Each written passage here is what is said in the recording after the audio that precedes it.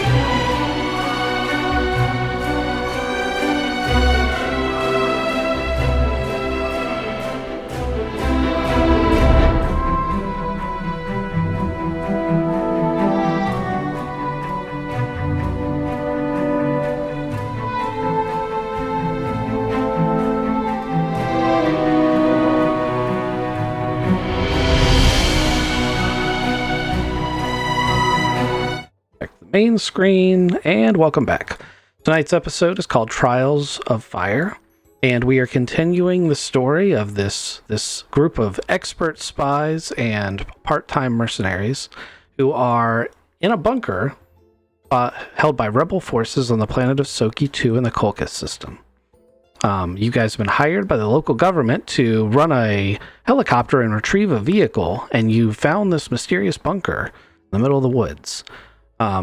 You are hoping to stay under the radar, gather intel, and move beyond the Kolkis system sometime after gathering said intel.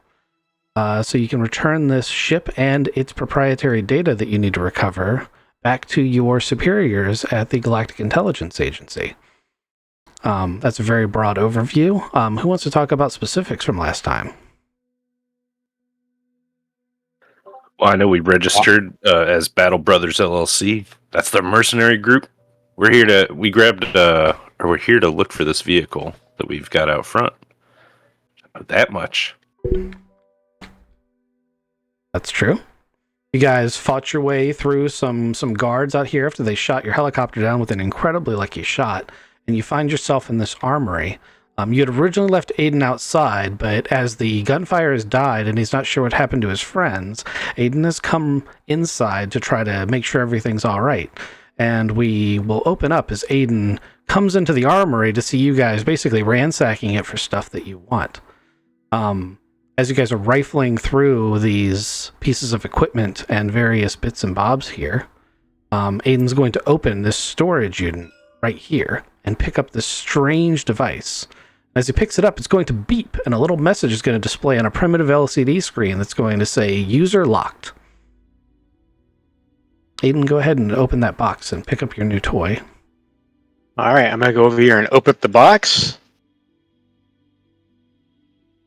Pick up my new toy. Whoa, I have no idea what this is, but it says weapon trait very dangerous.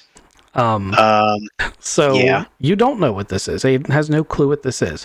As a player, Thodubs, what I would like you to do, first off, weapon trait very dangerous is in the central supply catalog and is a real thing. You're going to want to be familiar with what that is. Secondly, you'll notice that it doesn't have stats. It has this chart. This is what's called it's a D66 chart according to Traveler parlance. That doesn't mean there's 66 outcomes. That means you roll 2 D6s and all the potential numbered outcomes are here. So every time you go to fire this weapon, which is an energy weapon, you will roll this 66 before you even roll your to hit to see what happens when you pull the trigger. Okay. Now, the vast majority of these outcomes are very good. Some of them not so much, but most of them are very good. However, the very dangerous is the setback. In short terms, if you roll a negative, I believe 3, it might be 5. I should probably go over here because I have it pulled up. Only a madman uses a weapon with this reputation. If an attack roll is made with an effect of -3 or worse, it explodes. Damage is inflicted upon the person firing it, and the weapon is rendered inoperable. That's why all the things on the chart for when it fires are generally pretty good things. Some much better than others, but, you know. And some of them are things that maybe you don't know even as a player what they do, and I'll explain to you if you roll them what they are, because that is the randomness of this weapon. Confetti looks awesome. It is pretty cool. That is, I borrowed that from DRG. That's the Colette Wave Cooker, which is very appropriate to, basically, this is a microwave gun. So as Aiden looks at this, it would be easy to tell from the notes and equipment around it that someone has seen a ray gun on TV and had parts and tried to build one. That is an assumption you could make about what has happened here. It Gotcha. beeped when he touched it? Yes, and it has a little LCD screen on it that said user locked. It's not grafted to his hand, though. Nope. User locked what, on me or someone else? It beeped and said user locked. You're Okay, holding so it. It hasn't like merged with you or anything. You're just holding it. Oh man, this is pretty neat. I don't know. Look at this. Like, That thing. being able looks to. This thing looks a little dangerous. About how big is this thing? Like size of a shotgun or something? Or It's technically a one-handed weapon, but it'd be a very large one. So Okay. it's got more size than it does weight to it. yeah, it's got a lot of stuff around it. Yeah, it It's does. definitely a science experiment. Yeah, and it does appear to be slightly fragile as well. You wouldn't want to Oh. bash anyone in the face with it unless you intended to break it. Okay. Oh man, this is pretty neat. Hey guys, check this out. Look at this thing. It said user locked. I don't know if it's like locked on me or locked on someone else, but it just says user locked. Hey, what do you guys think? Is it heavy?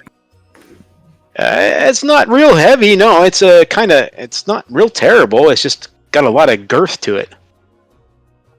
I was going to say then it's expensive. Put it down, but I mean it looks wieldy. You gonna point it at someone and use it? Yeah, we're gonna have to do this when that time comes. Yeah, we're definitely. But yeah, looking at this, yeah, this is. I'm gonna have to do this up in an open space here and make sure I know what the heck I'm doing with it first before I do it in an enclosed environment. Yeah, you never really want to trust a weapon until you fire it. That being said, I don't want to be anywhere near you when you pull the trigger. Haha, come on, you miss all the fun. All right, cool. I'm gonna take this, hold on to this, keep it for a rainy day. I get a chance to play with that a little later, see what's going on with it. Luca, did you find fuzzy handcuffs over there?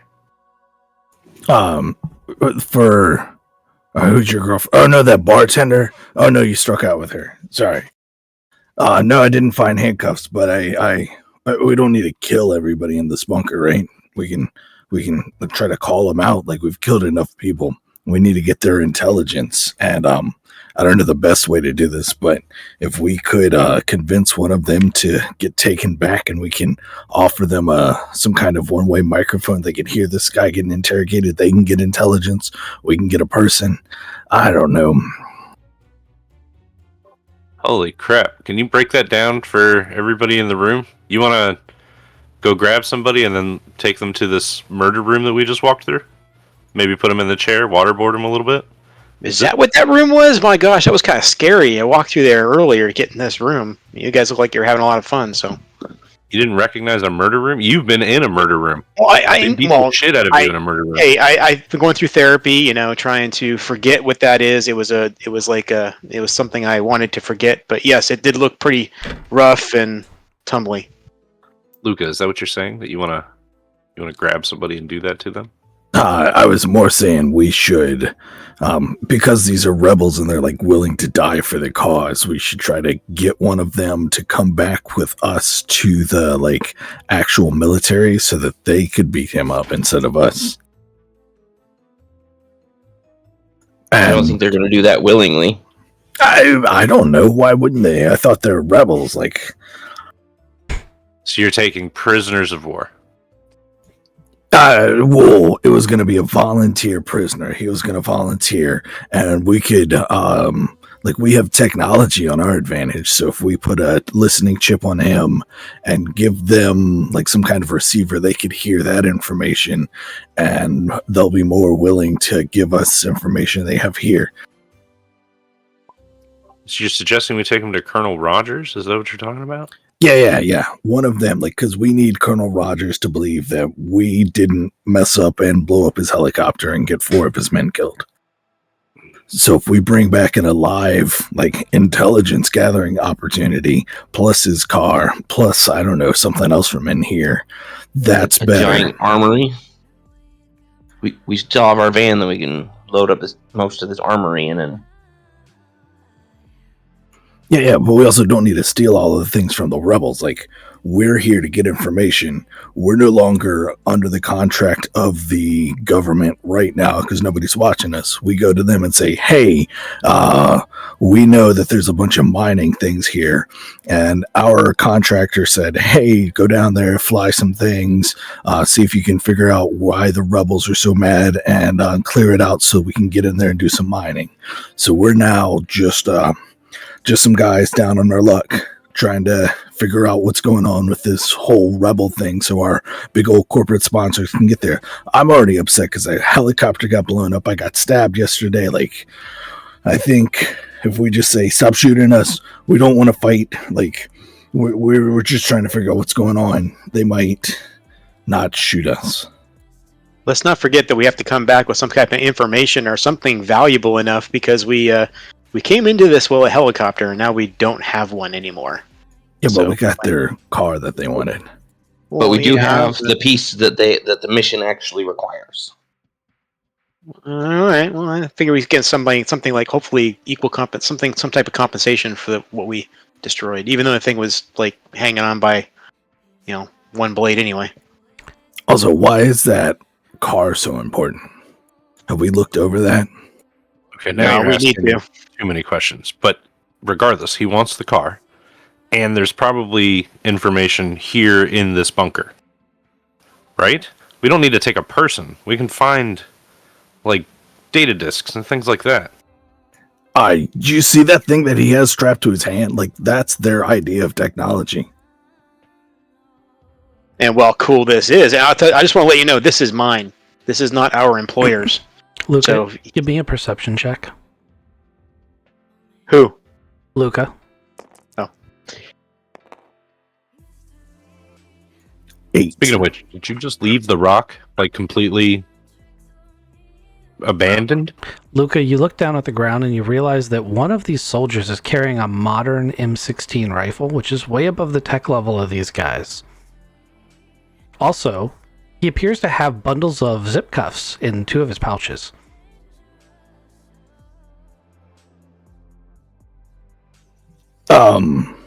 Wait a second. These guys might be better armed than what we were led to believe. Plus I found some zip cuffs so we can go, like, flashbang, put people in cuffs, and then we don't have to kill everybody in this bunker.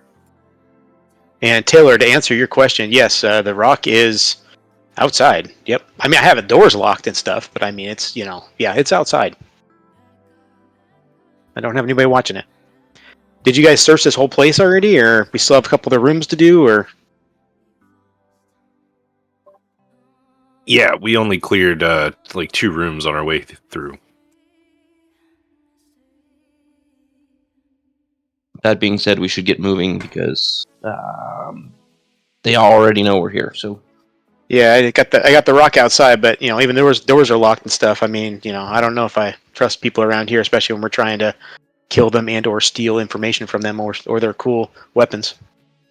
All right, well, let's find something, whether it's a person or data, right? You got those zip ties? Are we opening doors, flashbang, and zip tying everybody, or are we opening doors and unloading with shotguns and, I don't know, machine pistol hands? You see, like, a real struggle in your brother Taylor's eyes there, Luca, as he thinks that he's on the wrong side of this whole thing. And he's like, look, if we can not kill everybody, that'd be great. I'm always for the flashbang and zip tie cuffs. That's, Yep. yeah. Yeah, we gotta try and keep some people alive this time, Luca? I'll try my best to open the door quick next time. Can we open this door and go through it now? I think that door is permanently open. You got a special thing you did. That is Yeah. correct. I gimmicked it. Murder room, Aiden, you see? See? Alright, you want to try this one or go back out? As Aiden goes through full body shivers. Let's go straight ahead. Aiden, you want a zip tie cuff? I think Holmes has the flashbang, right? I have the flashbang, yes. Oh, yeah, I'll take some zip ties. Did we establish how many flashbangs Aiden found?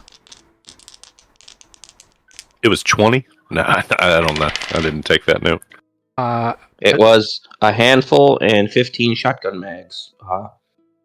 You find 8 flashbangs in the armory. Understand. I believe they're listed as stun grenade in the CSC. I'm just going to look that up real quick. How many zip cuffs did we get?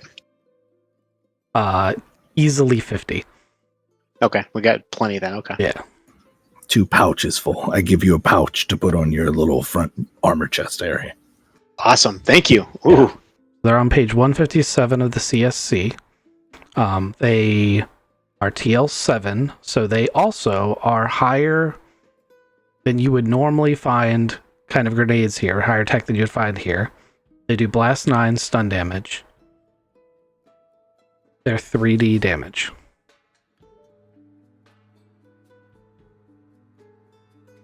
Got it. Blast 9, stun.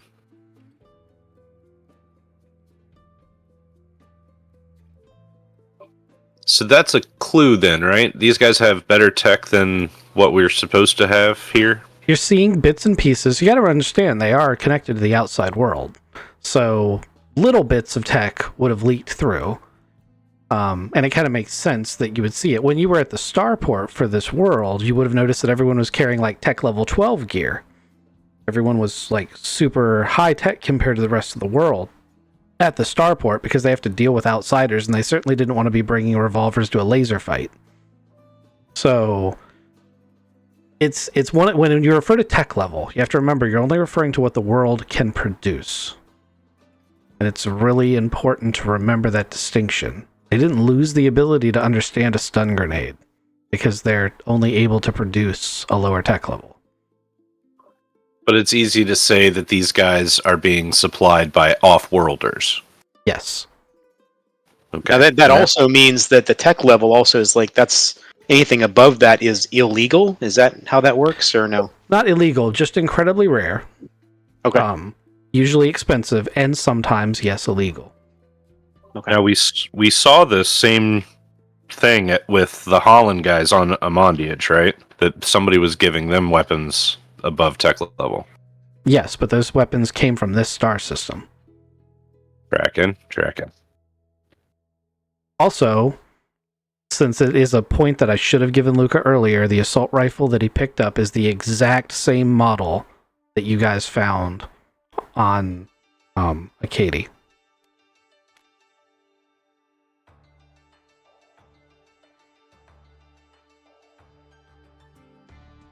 Oh, from the cell.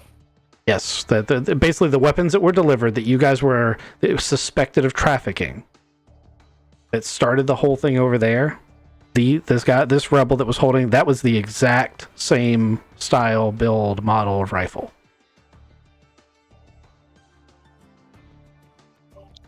Okay. So we're looking for a rebel insider. A rebel weapon. Get that door open. All right, I'm going to gimmick this door. I'm going to try to make it open very quickly. Okay, we've already established that it's like snapping a guillotine, and it is permanent once it's opened. So just a refresher that is what you do. Basically, you're jamming the hydraulic valves in reverse, and when they do that, they're fail open and they can't close. Roger. I would like initiatives for everyone, please. And if you want to do tactics and leadership roles, now are the time to do them.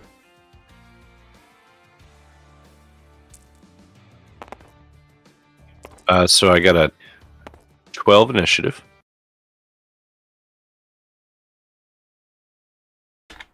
I got a 9 initiative.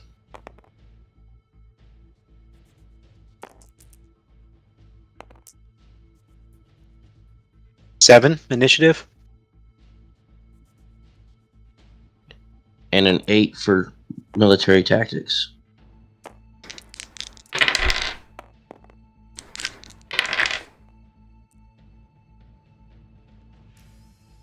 A 9 and a 10 for the guys on the other side of the door.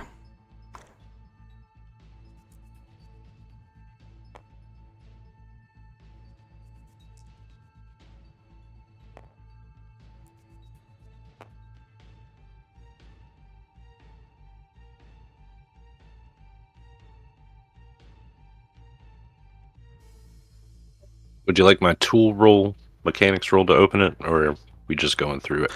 I think Are you not? I think you've done it enough times that you can just open it. You're not gonna be a leader?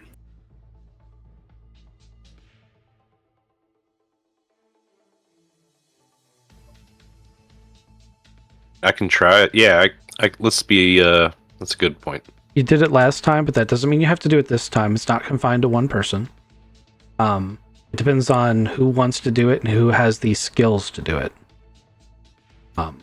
You also didn't use your bonuses last time.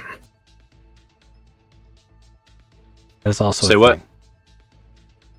thing. You had 4 +1s to give to somebody throughout the combat round.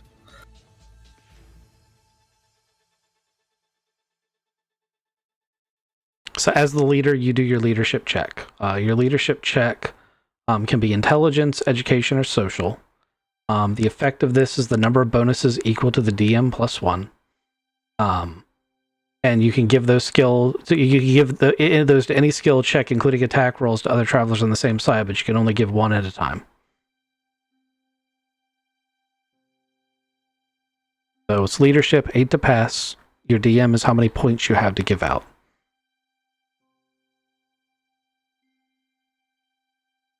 All right, so I have leadership 1. I roll a 6, 7 for my leadership, and then I can use intellect. Yep. 9 total. Okay, that gives you 1 point to give out. All right, I'll remember that. Okay, the door pops open. I believe we have everyone in. We should have. Yeah, we do. Everyone's in. All right, so I click this button. The door pops open. 2 soldiers are standing behind their mess table. They were blatantly in the middle of food when everything happened, and they've barricaded behind it and have their guns pointed at the door. Taylor, you get to act before the first one fires.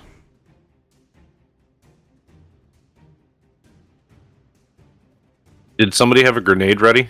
Can I have them go in my place and throw the stun grenade in? You can swap with another player if you'd like. I would like I to have do the that. grenade. So I'm super focused on popping the door. Then the grenade goes through. So throwing grenades. I forgot to check what. I think that's an athletics. I totally forgot to check. Let's see if I'll see how quickly I can control F this. Sounds like it might be a dexterity of some kind. Well, it's an athletics check, and I think you can add your dexterity. It uses athletics dexterity, the skill, as in place of, say, gun combat. But you can still use dexterity as the characteristic, or you can use strength. Okay. Well, good thing I'm trained in athletics dexterity, and I will use my dexterity. So you're either like underhanding it cornhole style to be super accurate, or you're just lobbing it as hard as you can. That's what the difference between using strength and dex would be in my mind. Yeah, I like that. All right, definitely using dexterity. Underhand.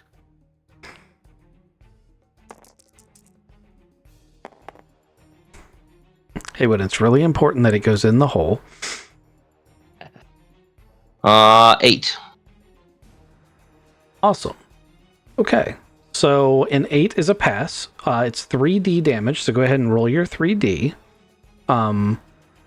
At blast 9, it's going to cover 9 meters, which I'm going to say is pretty much that whole room. Total of 10. Total of 10. Okay, so it goes off and it has disoriented them, but it has not stunned them into complete submission. Oh, that's interesting. When you don't stun them completely. Oh, wait. Does stun damage affect regular damage, or is it intellect? I meant to look that up. I think I did look that up once upon a time. Stun weapons are not deal non-lethal, only deducted from their endurance, taking into account any protection. Okay, so you do have to get their endurance to 0. If it is reduced to 0, their incapacity, which it would be because their endurance is 8. Does armor count, though? Did it say take into account protection? Taking into account any protection, yes. Okay, so they're still not stunned. Just barely. They are badly, like, it hurts. They're stunned, they're reeling back, but guy 1 is still going to be able to fire through that door. And guy 1's going to be this guy. And he's going to try to take a shot at Luca. Because that's the best line of sight for him. And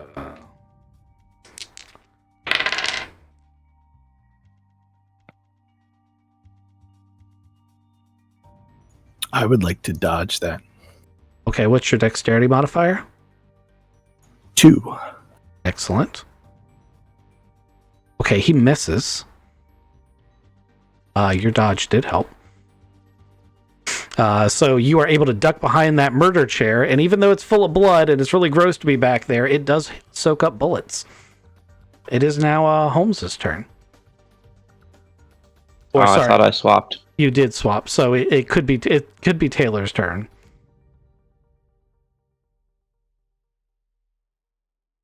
Ugh, shit. They're on the other side of the table, like laying down back there. They've hunkered down behind the table, but they haven't fully flipped it over. So you can shoot it like their feet. But yeah, they're using the table's cover. They basically were having their lunch, and then gunshots erupted, and then they heard someone fiddling with the door and dove behind the table and pulled their guns. That's, in essence, what has happened.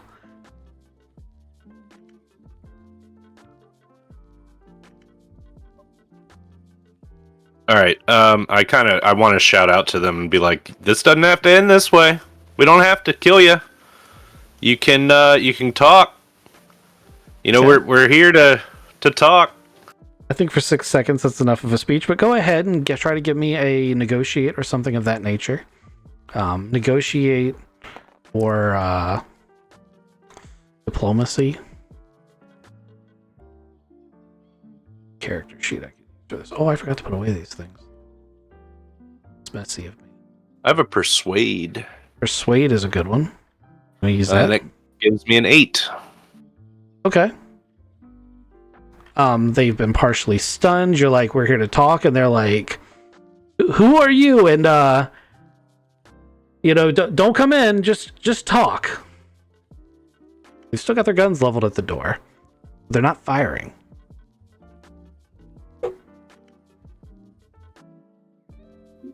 We're here for the car and some information. You could help us out, and we'll let you live. I'm looking like really panicked at everybody else.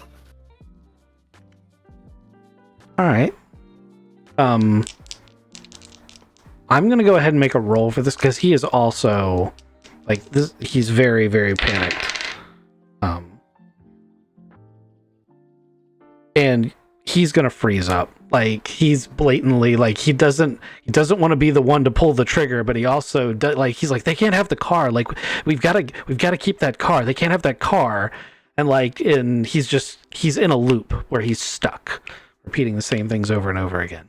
And the other guy is like, dude, just shut up and put the gun at the door. If they come through, you pull the trigger. And they're in panic mode, but they do not fire through the door. And we're going to move on to the next turn, which is going to be Aiden. Okay. I just want to keep trying to talk to him, or try. It looks like we're trying to negotiate. Just let us. We just want to sit down and talk. Please put your weapons down and come on out, so we can actually have a conversation. We don't want any trouble, but again, we do need the vehicle, and we do want to talk about it if we can. Okay, go ahead and roll your persuade or diplomacy or negotiate.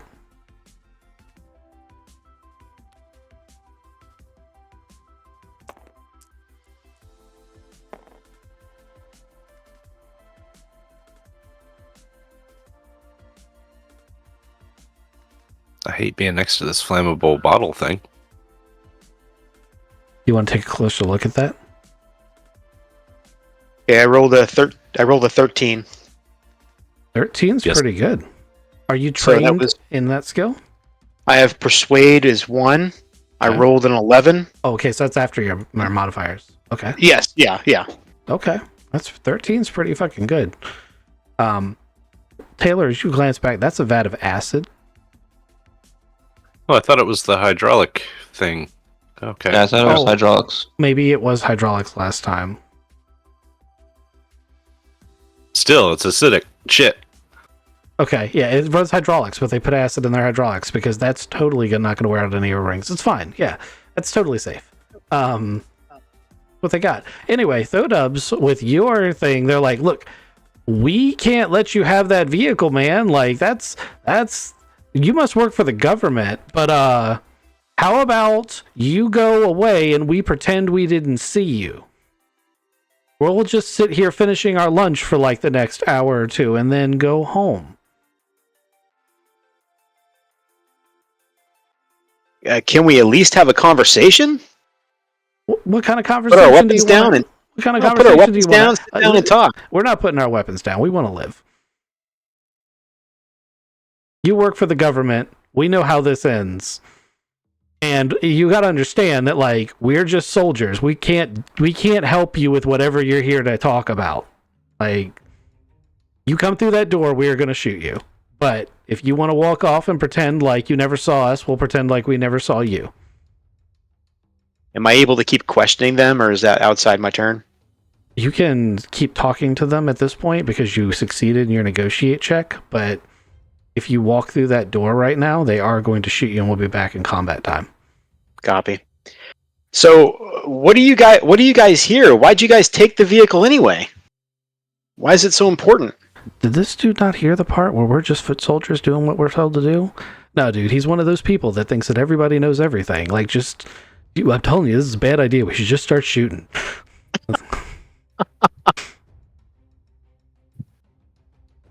How many of you are in here, man? There's a whole score of us in here, he says with an incredibly sarcastic tone. I see 2. I'm in the bunker. Well, it depends on how many you killed on the way in here. We heard a lot of cannon fire. You also hear quite a bit of anger in that statement. Yeah, I get you. So, like, if you don't want to join your brothers in arms, maybe tell us how we could at least start the thing. You got the keys somewhere? There were keys in it when it arrived. Probably, Okay. They're probably in the colonel's office. Colonel got a name? Redwood.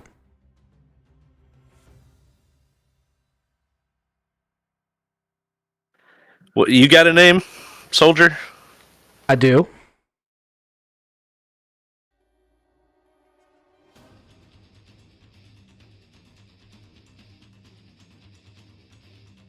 Sorry, I was writing down Colonel Redwood's name. All right, Steve, look, here, we're going to leave you alone.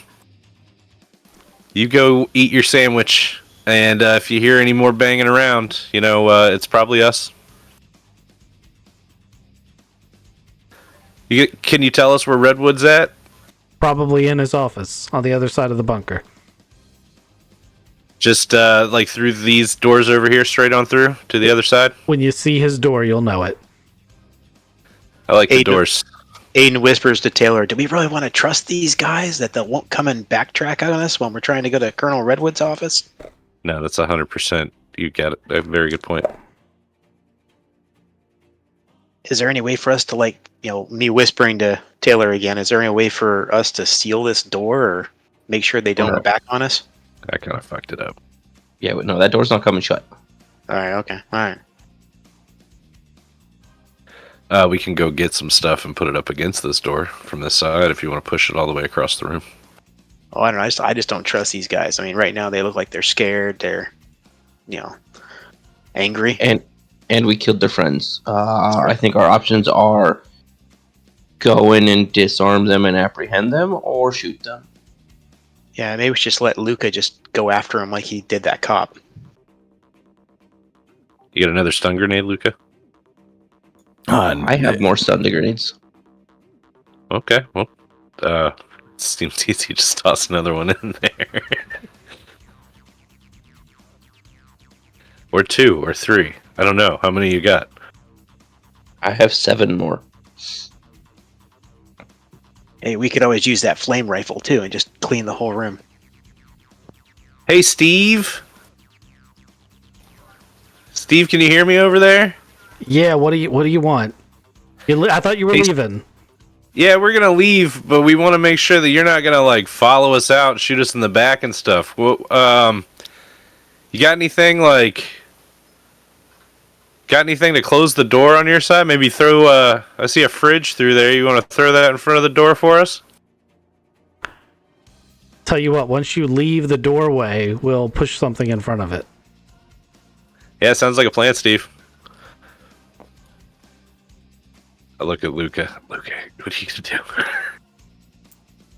Yeah, I like this guy, Steve. He seems to be pretty good.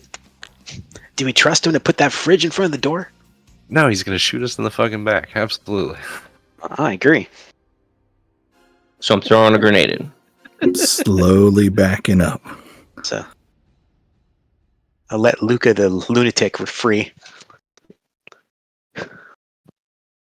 Aiden, you backing up? Absolutely. I'm going behind Taylor.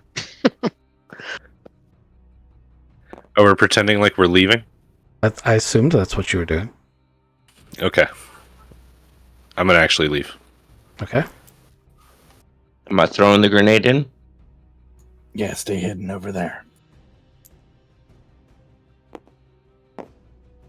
They're going to start moving to put the fridge in place. Holmes, can you give me a quick stealth check? Take a +2 because they are very focused on the group moving out the door. I guess it would make it a 6 to pass. It's not a +2.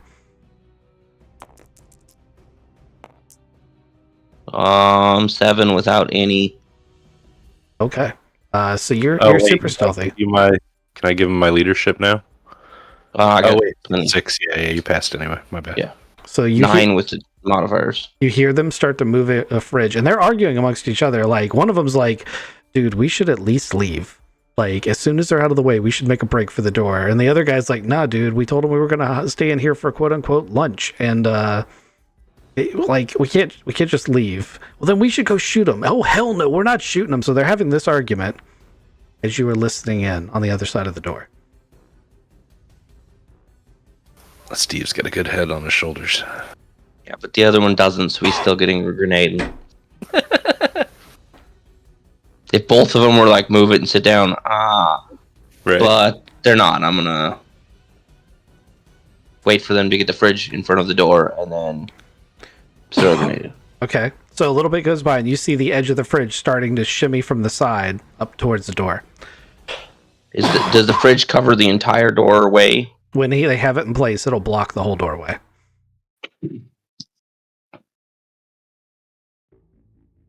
I'm gonna wait till it gets about halfway and then chuck it in. Okay. Go ahead, do your roll. Because of your distance and everything, and they're not prepared for it, I'm going to say it's a 6 to pass. There's a 6, 7, 8. Nice. Okay. With that roll and the effect of it, you don't even have to do damage because you actually, at minimum, if you rolled snake eyes for damage or all ones, you'd still do more than the threshold. So the stun grenades goes off, and each person in this room is rendered unconscious and falls to the floor. Nice. Sweet. Alrighty. We able to get in there and zip tie him, or? Yeah, there's a fridge halfway in front of the door. Oh, okay. But you can totally do that. Yeah, I'd like to zip tie these guys just to make sure. All right, we push the door or the fridge out of the way. Ah, damn it! I was just putting it there. We go in there. That's a good fridge too. All right, so we're in the room. I'm gonna zip tie one of the guys. Okay. You don't have to do any rolls for it. It's a zip tie, and they're not conscious. So All right, so both guys are zip tied then. I check their pockets. you absolutely can. What would you like to check for? Any like IDs first? I guess. Okay. Are you just looking for IDs? Once again, this is how I do perception. Like if you're looking for anything, it's a hard check. If you're looking for specific things, it's easy. Yeah, I guess investigator. Well, okay, so I want to see if they're local boys. I want to see like if they've been here for a long time. If they've got like I don't know what's in their wallets. Okay. Go ahead and roll me your recon check or an investigate check, either one. And anyone else who wants to do that can, but you should probably leave at least one person to watch. Oh, I'm standing by the other door already. Yeah, Luca and Holmes are checking out, making sure. Okay, so Taylor and I are the only ones in the room then. Yes, sir. All right, so I'm gonna do a search also. Okay. I got a 6 on my investigate. They left an amazing looking hoagie completely untouched on the table. Oh, did you say Got mayonnaise hoagie? on it? Oh, It has nobody's name on it. I thought they flipped the table. No, they didn't. I specifically said they didn't, and you could shoot underneath it. I'm gonna pick up the hoagie and start munching on it. I rolled an 8 on my roll. Okay. You find local IDs in their wallets. They are locals, and you find 500 in local currency. Here you go. Sweet. Hey Taylor, got some cash.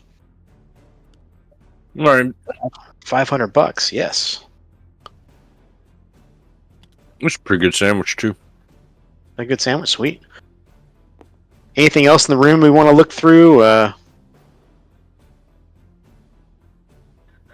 assume it's just like a galley, right? Like it's just got kitchen stuff in it. Yep. It's more like a regular kitchen than a galley. They've obviously drug homeowners' appliances in here. Pretty basic. Hey Taylor, did you see any pizza? No, I didn't. Just this hoagie. Fine. Okay. All right.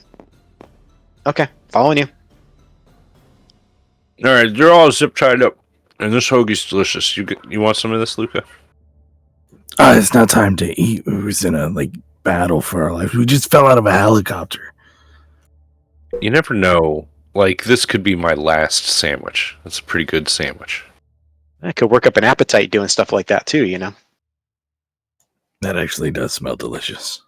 How do you open those doors? That one's already open. Yeah. Which way do we want to go now? Oh, we've been going right all the time. We keep going right. Steve said that the colonel's office is straight through, though. Do you want to check that one out first? We could do that. Cover I all of was our like going corners. right. Yeah, I say we check out the whole place. All right, Holmes, you got another one of those ready? Standing by. Okay, so I gotta ask about popping this door. Are you throwing the flashbangs in as the door's opened, or are you waiting for your initiative roll? The reason that I ask is because it will dramatically affect how each room plays out. Waiting think for we my should- initiative roll.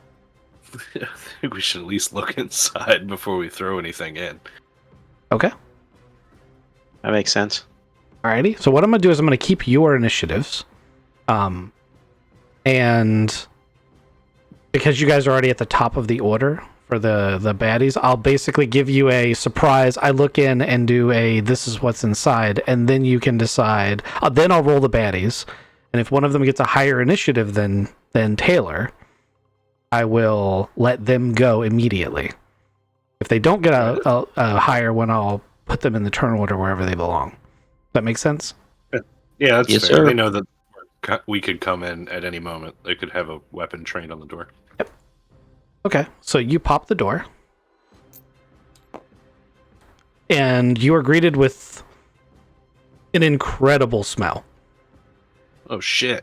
Yes, Literally. that's exactly right. And there's a person in there who, hello? All right, well you're not the colonel. Hello? Oh my god, please tell me you're here to either rescue me or kill me. This fucking shitter's been clogged for a week. They're the toilets. They're behind a tarp. Yeah, I'm gonna make sure no one's in the toilets. There's I'm gonna so you keep get to the my one on the weapon pointed end, at this and guy. it's there's brown liquid leaking, seeping from the O-ring at the bottom, and it's pretty bad. Oh my gosh, I am not going in there unless you guys find something bad that we need to take care of. I mean, we have something bad that needs to get taken care of over here. Well, no, that's I'd like need to kill somebody or zip tie something or no, I'm not going in there. What's your name, guy? I'm Ramen. Senyorvo. Please tell me you're here to get me out of here. I've been in here a while, and I just, I want to go. And you don't look like you're rebels. And if you're not rebels, you're probably here to take care of the rebels. And I don't want any part of any of this. I just want to go home. Who you work for, Raymond? Well, I was working for a repossession company, but the ship they sent me to repossess belonged to these guys, and they didn't want it to be repossessed.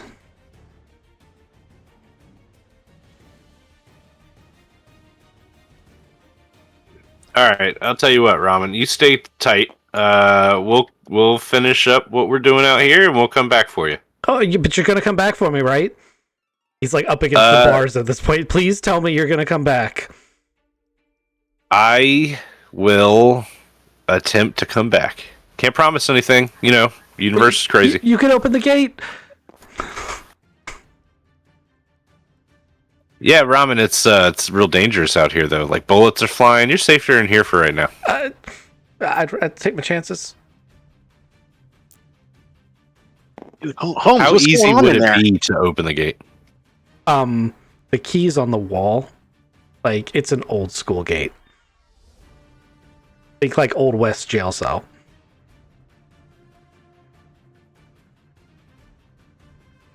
How you spell your last name? Can I look him up on my tablet? Well, I've got local internet, right? there is no such thing as local internet. Oh, my bad. Yeah, but the Starport had kind of an intranet. You could look in the archives of that, but it won't be real time.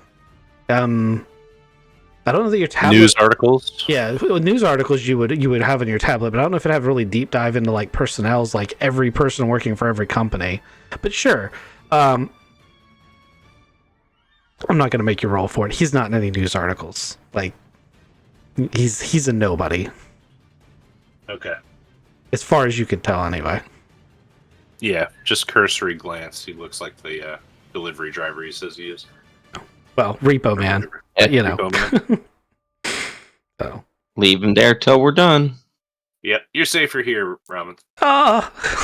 He's really distressed that you're leaving him. Like, for a brief moment, you saw hope in his eyes. Sorry to do that to you. Okay, so you come up to this door. All right, guys. We're going to pop this door. So everybody get in position.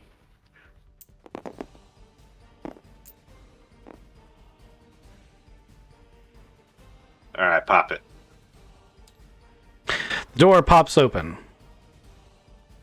see three guys. Oh, All of them pointed weapons at the door. It looks like they were knocking on this ornate wooden door in the corner. One of them rolled a 9. One of them rolled a 4. Oh shit, I dropped the dice. Drop dice don't count.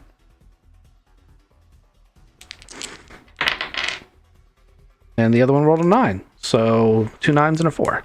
So Taylor still stays on top of the initiative round. this I door over nodded. here is shut.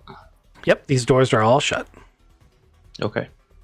If you hold not at Holmes. So you guys can see that there's an ornate wooden door, which is not usual for a bunker. It's been installed on this one end. That seems unusual to your eyes.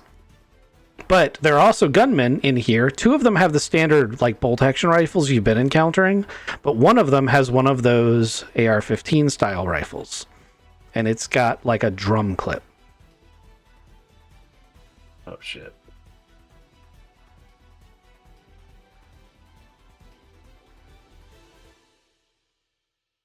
Can Holmes toss the grenade like we did before? If you want Standing by. if you want to switch your initiative slot with him. I'm more than willing. Let's do it. Here it goes. 8.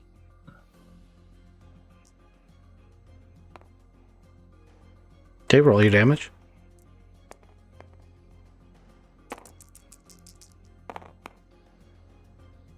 8. I like 8s today. All right.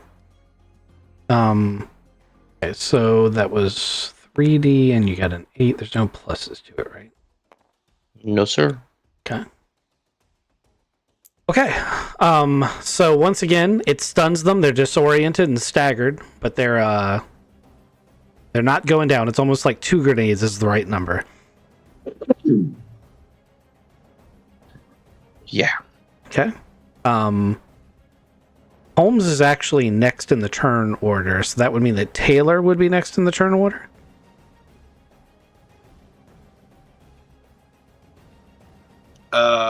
Okay. Well, I didn't grab any of those stun grenades. So,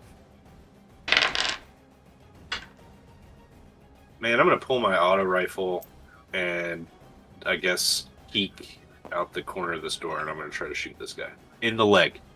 Okay, you're gonna try to kneecap him? Okay. A called shot adds a difficulty 1 to the modifier. So you need a 9 to pass.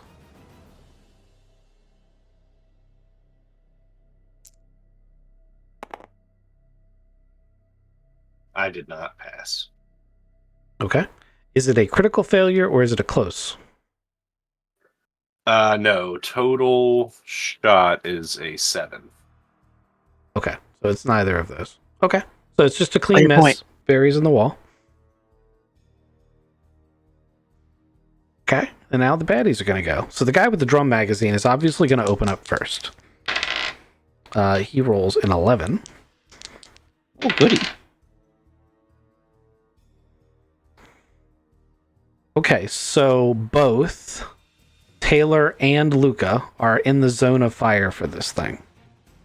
But I'm going to do a thing here, just because it adds a bit of drama, and say, if Taylor wants to, he can take it all. Because it's going to be auto too. You say step in front of my brother to take a bullet for him? Yeah. You can if you want. It's going to be a lot of damage. The first round is 13. The second round is 13. So it's 2 sets of 13. Oh, wow.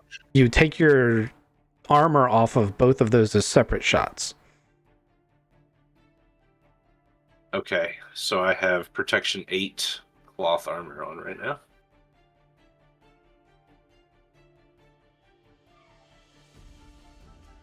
So I'm going to take 5 each shot, 10, right? Total. That hurts. Endurance goes first. Okay, if it took your endurance all the way to 0, keep doing your damage, but your character is rendered unconscious. If But I they can split them, right? Well, so you have to take endurance first. And the reason for that is so if you lose all your endurance in one round, you are instantly rendered unconscious regardless of other damage. And that's why you have to take endurance first, amongst other reasons. But you can split the other 2. Basically, no, you can't split. You have to pick the other one. So you have to just say, I'm either going to do strength or dexterity next, and then you have to go down that stat until it hits 0. When that stat hits 0, if you weren't already unconscious, you are then unconscious. And then if your other stat hits 0, you're dead. Makes sense? So I'm 0 endurance now. And 7 dexterity. Okay, you are also unconscious. So basically, you push Luca out of the way, and you absorbed enough gunfire to be knocked down to the ground, bloodied, and Luca doesn't know if you're dead or alive. And that's just baddie number 1's turn, but baddie number 2 only has a bolt-action rifle. Baddie number 2 also missed pretty badly, which makes it Aiden's turn.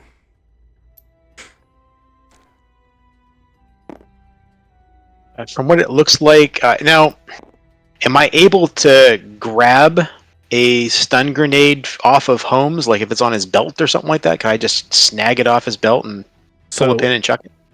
While these kind of things are not completely outside the realm of possibility, I'm going to go ahead and tell you that that is not a wise thing to do because it is a minor action to manage your gear. So technically, you could grab a stun grenade from his belt and then try to chuck it in. The problem, look at where you're standing. So you can't move at that point because that's your move action to manage gear to grab something. And that's assuming that you can grab something off Holmes' belt. And I will take that to the bank anytime an NPC can walk by Holmes.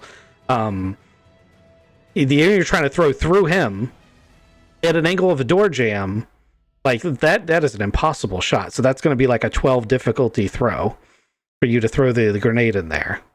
So you asked if you can do it. The answer is yes, you can do it. It would be ridiculously hard, though. Or difficult.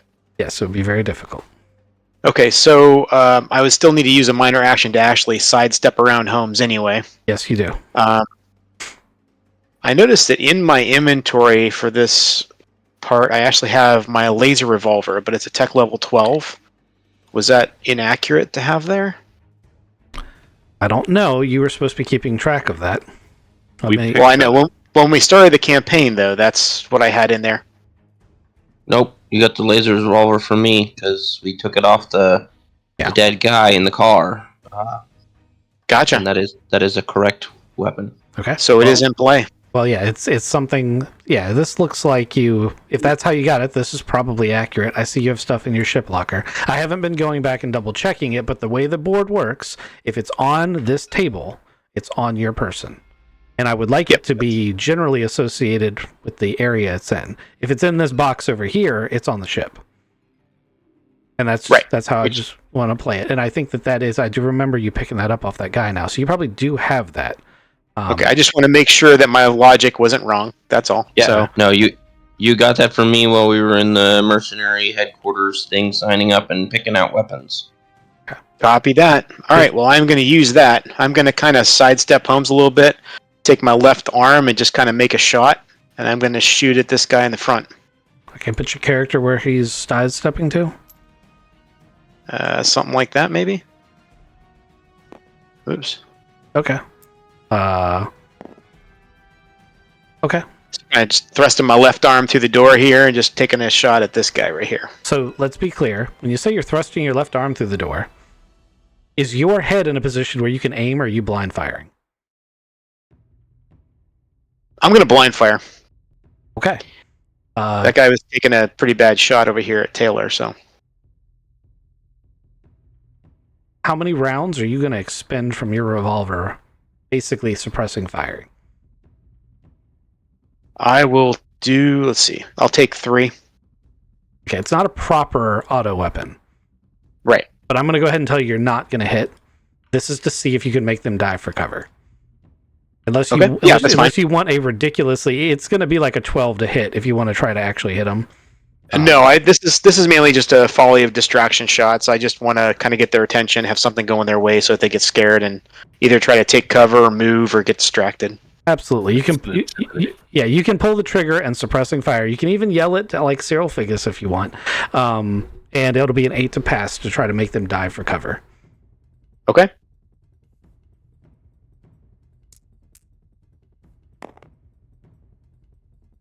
I just rolled a 10 flat out, so. Okay, well that does it. So baddie that is 4th, and both of the baddies who've already went are going to dive for cover. That means they can't take a action on their next turn because they've dove for cover. They're also considered to be in cover.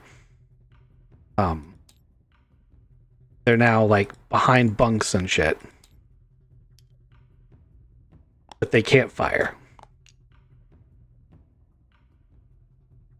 For 1 round each. Perfect. That's perfect. Okay? Luca, considering what you just saw, what are you going to do on your turn?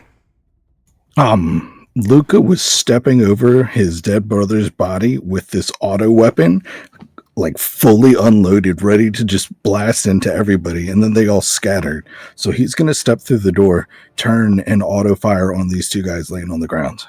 Okay. Which auto weapon is it? One of the submachine guns. Oh, okay.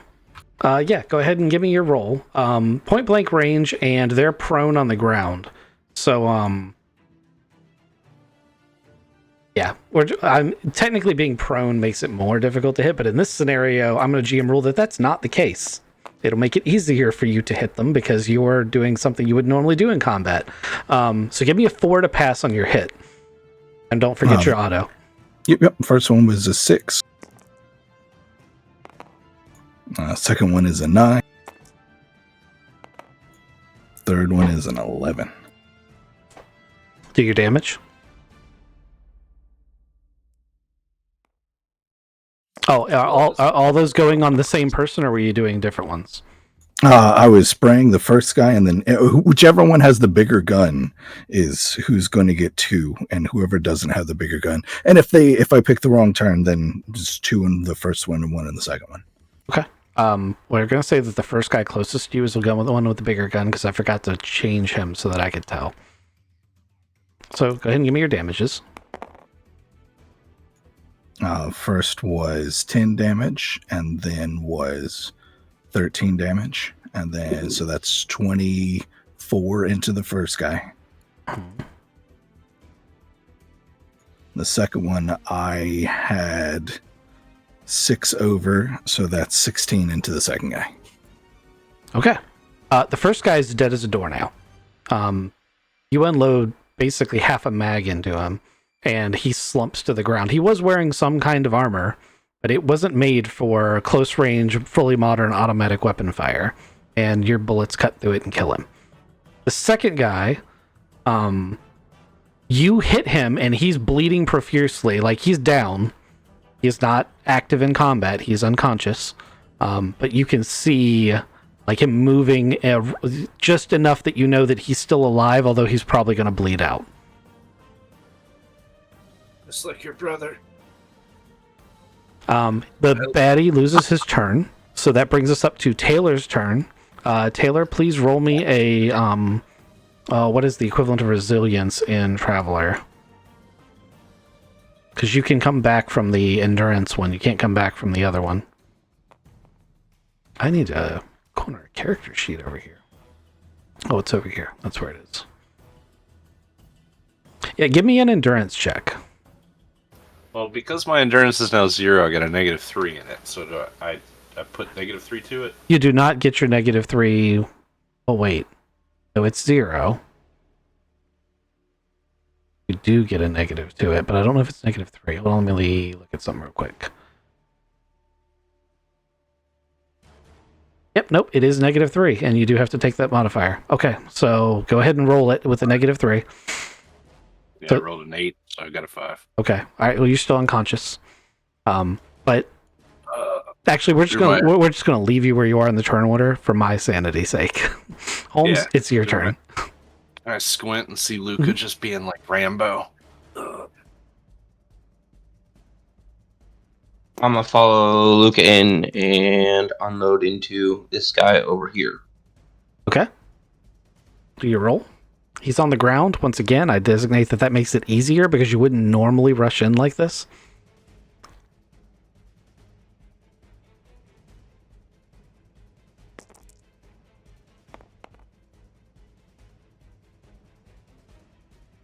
And for the first one.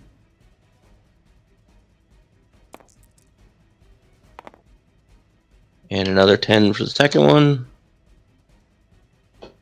And then damage is going to be a whole lot.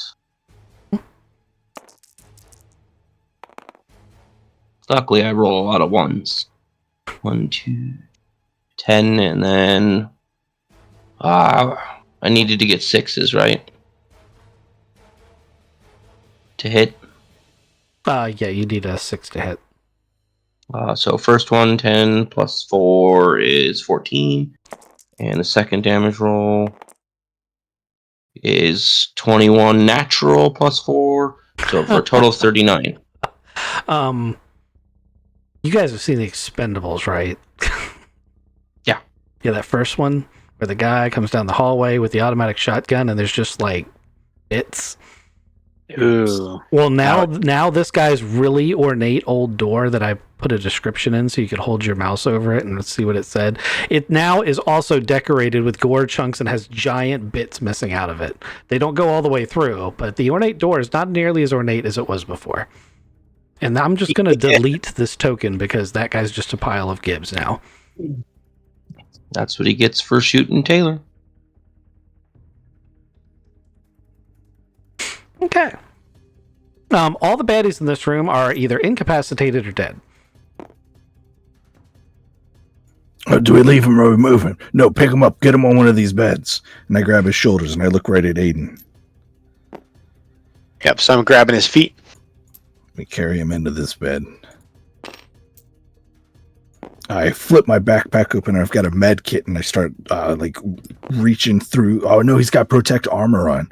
So we start stripping him out of his armor and starting applying pressure, doing whatever we can first aid wise to stop all the bleeding. Okay. I'm covering all the doors.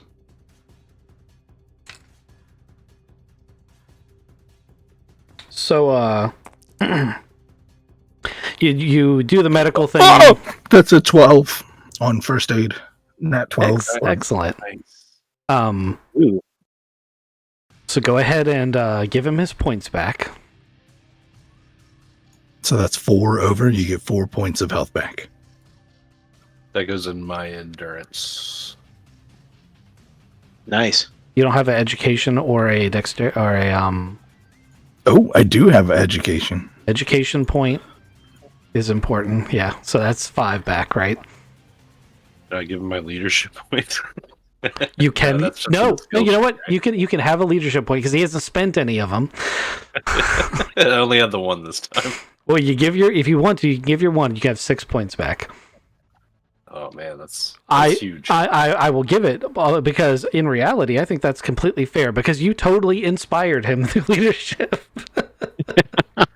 I also took that bullet for you. I like how he stepped over your body. That brings you back above your endurance line, right? No, I'm at 6, so yeah, I'm at 0 in my DM. Okay. I'm gonna judge that does allow you to wake up, but you're pretty fucked up. Yeah. I'm also gonna go ahead and tell you that your protect suit's ruined. Oh, my cloth armor? Yeah. No, I'm sorry. We had to. No. Stop moving. You lay your head down right there. We got this. This bed smells like lice medicine. It smells better than death. I mean, thanks. Also, thank you. I mean, And then you got stabbed last time, so it's just fitting. Yeah, but I think he's still recovered. Like he's still got a bandage from that. modern medicine is great. We just got to get somebody here within the next. Oh crap! You're gonna have a long fucking ride back, buddy. Oh god, and that fucking thing. Yeah. Oh, this is gonna suck. I need to find something to cover this chest up. So, can I start looking around for? No, lay down. Let's get him some armor. And we start stripping off one of these guys. The guy that's still alive gets a bullet.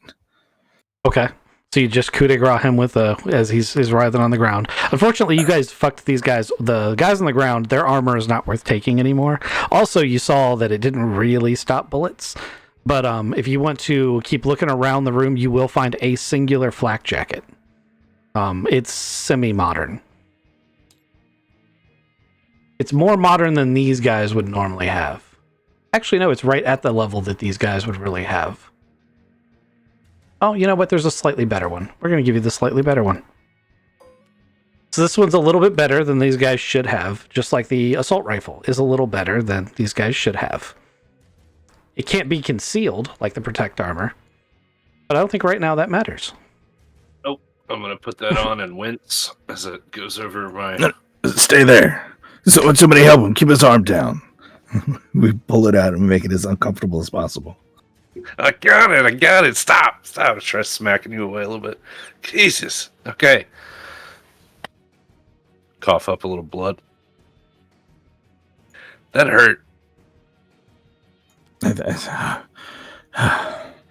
Yeah. All right, I'm going to go knock on this big fucking wooden door. And I walk forward. Oh, before you do that, we got 2 doors to go through. We'll be exposing our backs to one of them. Just something to think about before we go into the Colonel's room. Yeah, so we got to cover the other 2 doors. One that's open, one that's closed right now, but... Less worried about the one that's open, because we've cleared everything behind us. But that other one, we don't know what's behind.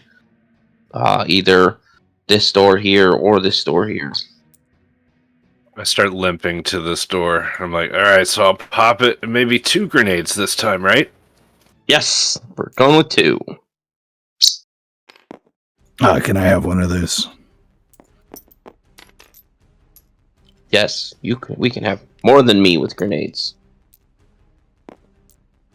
I toss one over to Aiden. Hey, thanks. So, All right, don't throw it immediately.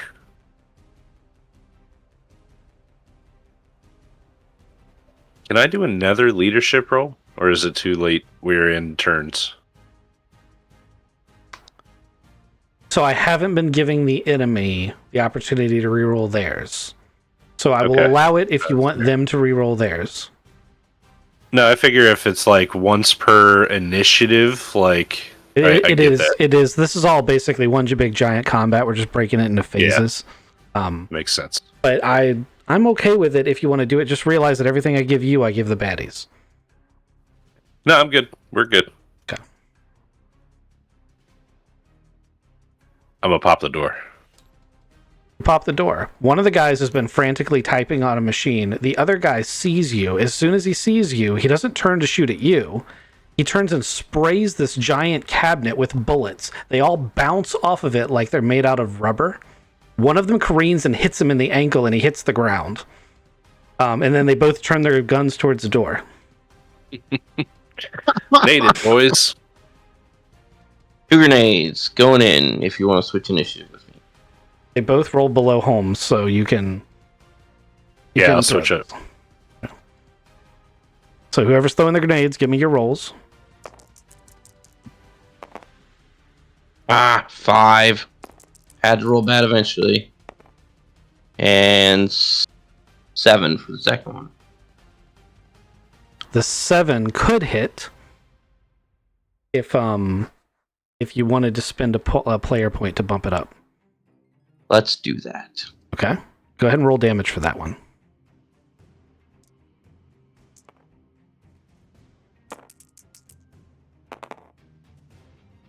$14.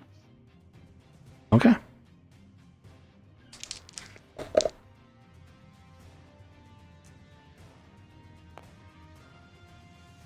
Alright, so the lowest guy actually rolled a 6, and the other guy's been shot in the ankle. So I'm going to go ahead and say that the guy that's been shot in the ankle has an initiative of 0, because getting shot really hurts, and it's kind of distracting. So I'm going to let the other 2 players go if they want.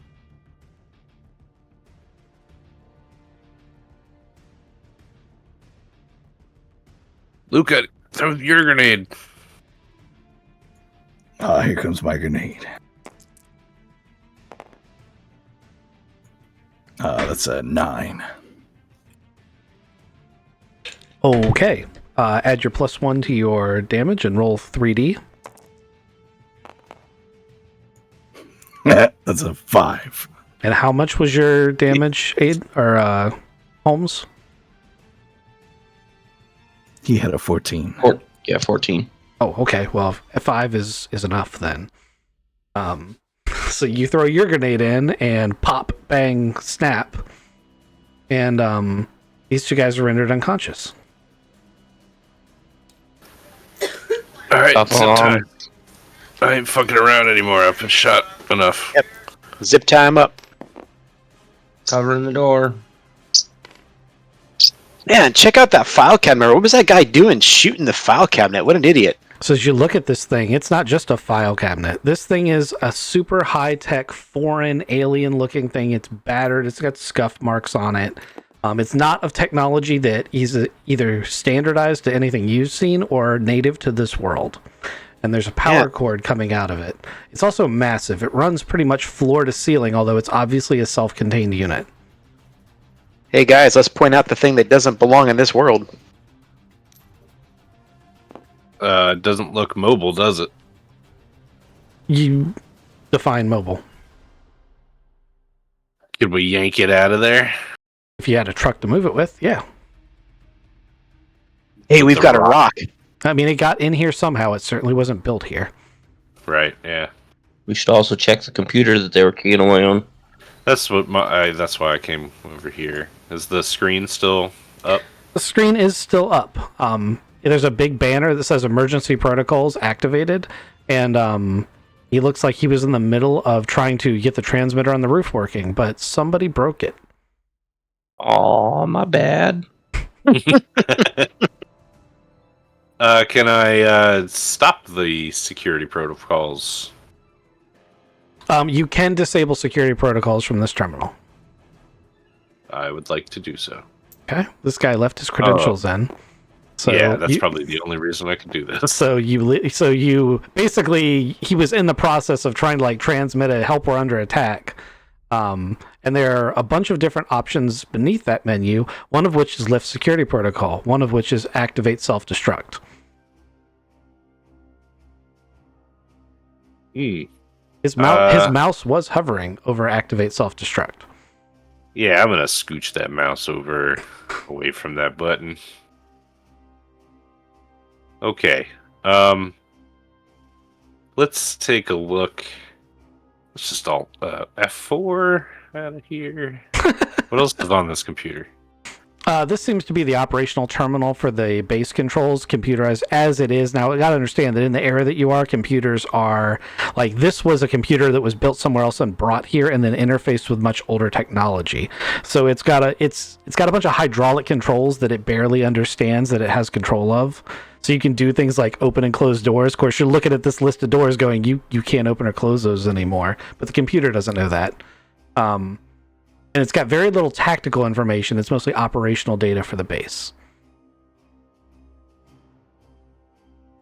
Does it have anything on this cabinet? There is a file folder that says research notes. It is their equivalent of encrypted, which for what you guys have available to you wouldn't be too difficult to decrypt, but it will take a little bit of time. And I only point that out because you haven't cleared the entirety of the bunker yet. Not difficult to do if you want to do it. There is also a button on the front of the cabinet that is glowing that wasn't glowing before. Hey guys, you see this button over here on this cabinet? It's glowing. It wasn't doing that before. Did somebody do something on that computer over there? I just stopped the self-destruct stuff from going off. Luca, you know more about computers. You want to take a look at this, buddy? This is above my my pay grade. Luca can't hear you. He is like head down, has taken blood from the bottom and has wiped it on his face, has checked his weapon 3 or 4 times, and is just like pointing it at the door, waiting for it to open. Luca? Hey. Bro, what are you doing? Hey. Dude, you okay? You got shot. Yeah, I get shot. It fucking hurts. It hurts right here. There's a computer back there that's probably got all this information on it that's going to clear us. Well, clear you from crashing the helicopter. There's a guy in there that needs to be dead. Well, we don't necessarily know that. I told you that we've killed enough people, Luca. Look at yourself. It's They Schrodinger's shot box. you. His name is Schrodinger. No, his name is Redwood. Yeah, Colonel Redwood. We're getting wrapped up in this war here, Luca. You're getting real wrapped up into this. You got shot in front of me. It should have been me that got shot. While that may be true, Luca. I mean, you got stabbed. Like, I was there. I helped pull the knife out. Like, we're in this. It's real deep. You put my dick away. Thank you. That's what brothers are for. That's the part.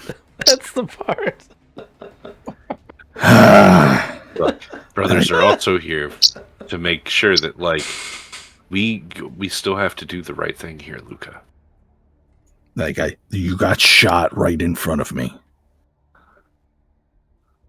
And then you stepped over my body and looked like Rambo, which was really cool. But I think you need to remember, like, we're here to do other things too, right? Not get killed, not shoot cops. You know? Hey, you didn't get killed. You're okay.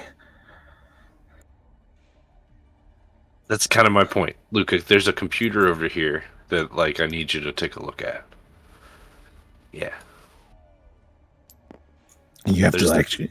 You're like limping because you're still hurt, and I'm still like pushing back just a little bit. Like, no, he's hurt. What's on this computer? What do you see?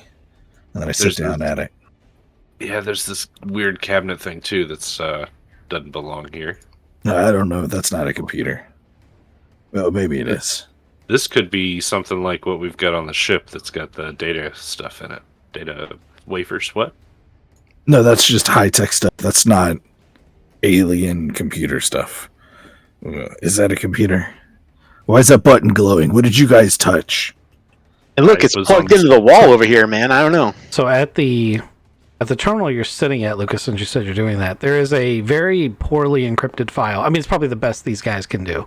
But you can hack this thing with your phone.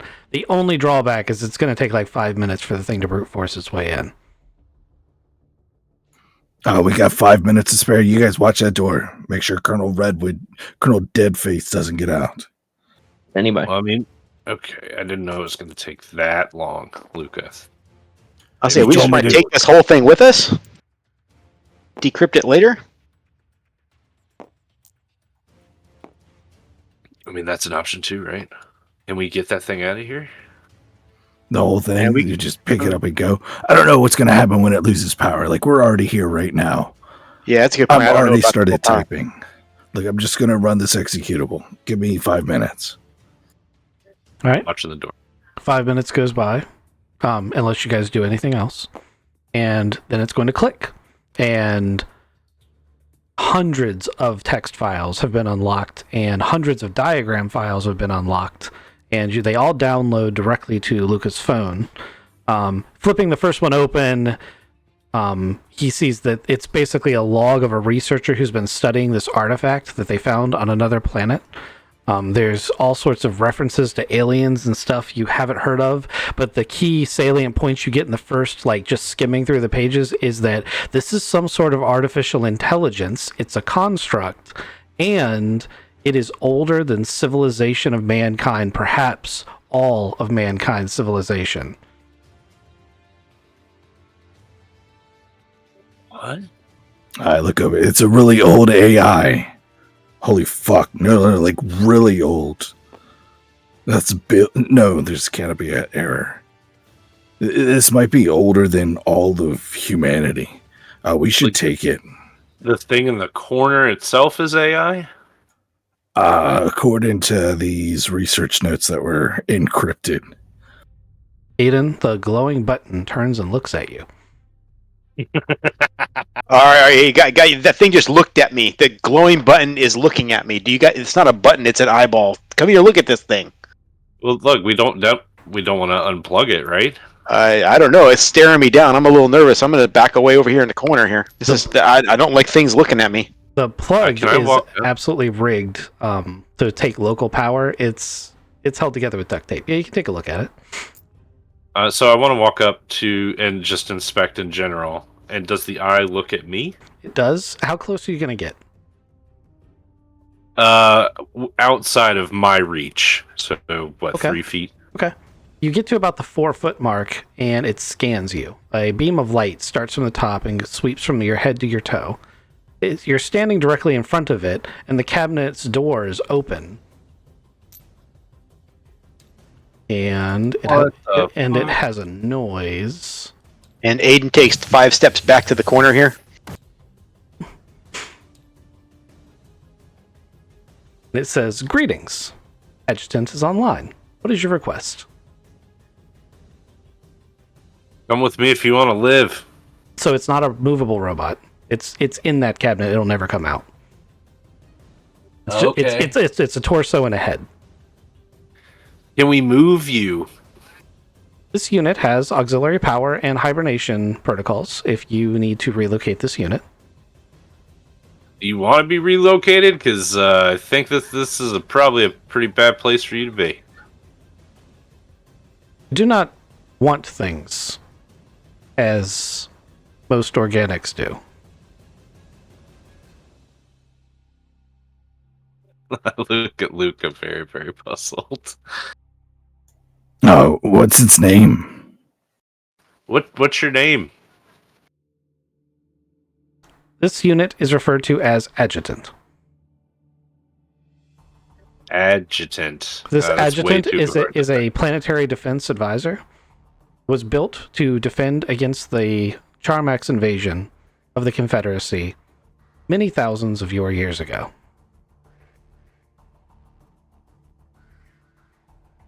You've been on Soki 2 this whole time? Negative. I am not completely familiar with that designation. However, I'm assuming that you are referring to this planetary body. So you've been in the Kolka system this whole time? Negative. Okay.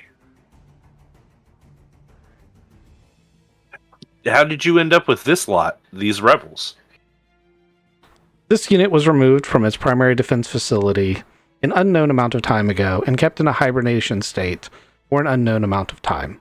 Solar Drift has suggested that this is many thousands of years ago and that mankind has once again inhabited this sector of space. Once again, did you hear that? Yeah. So, do you have a protective state so we can get you out of here? Affirmative. Dude, are we going to give this to Colonel Rogers? No, not at all. Yeah, I don't know about giving this to anybody right now because I don't think anybody knows about this thing. Okay. All right. At least we're on the same page there. But this would definitely save our butts with him. I mean, so would all of the tactical data and Colonel Redwood as a hostage. Yeah, I give him a copy of all the tactical data and then hold on to this thing for ourselves until we find out something else is going. Find out more information. So as you guys are having this conversation, the adjutant's been listening to you, and it says, Colonel Redwood is a previous user. What do you know about him? Colonel Redwood's last inquiry related to several tactical scenarios in which his resistance forces could reoccupy and take the capital of this planet. Failing that, how to motivate the planet to shift to his political ideal. Several specific tactical scenarios were discussed.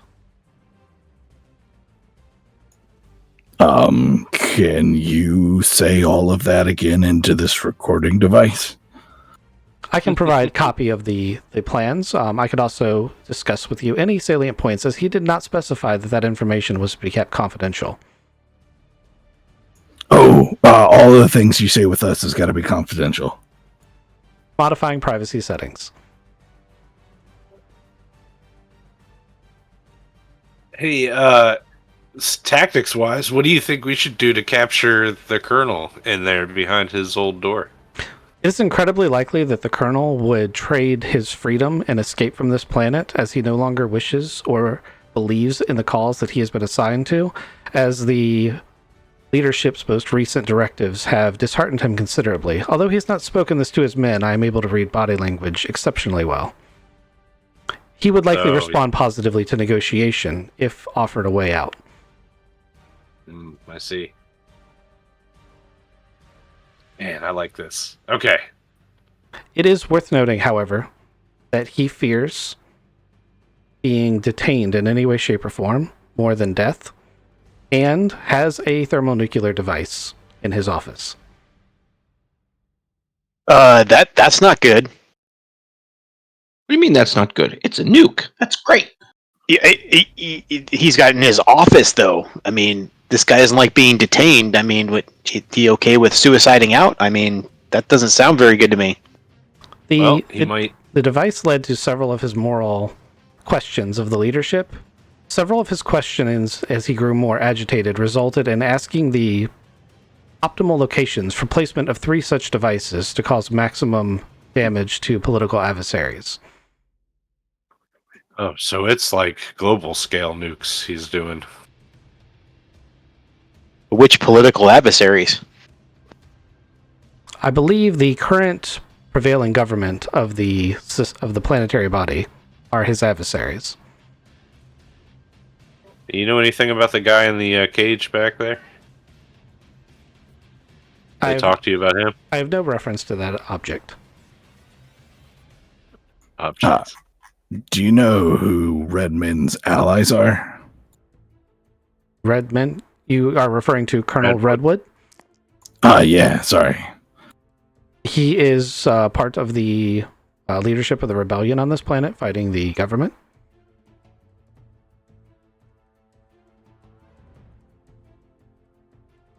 Do you know who gives them guns?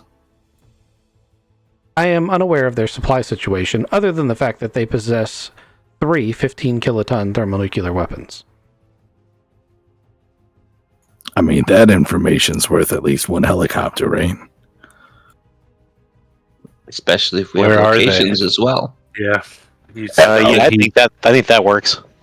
We know where one is. Yeah, that's true.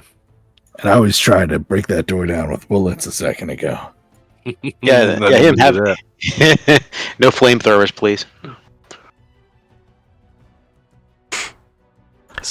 Funny question, agitator. Someone during the week said, I'm just going to throw flashbangs into every room. And in my head, I'm like, what kind of check is it to hang onto a dead man switch while being flashbanged?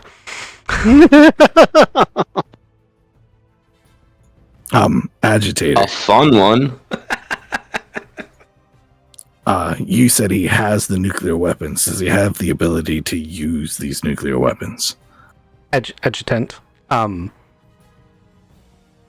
You are referring to Colonel Redwood. Correct. As far as I understand, each unit comes with a detonator that can be fired remotely or directly with the unit. They have very little security and are incredibly crude machinations.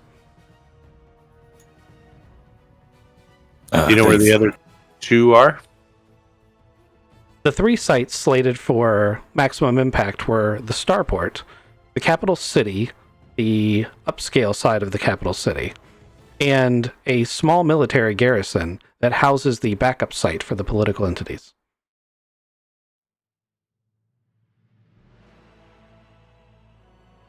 And he knew the locations of that garrison? That intelligence was provided.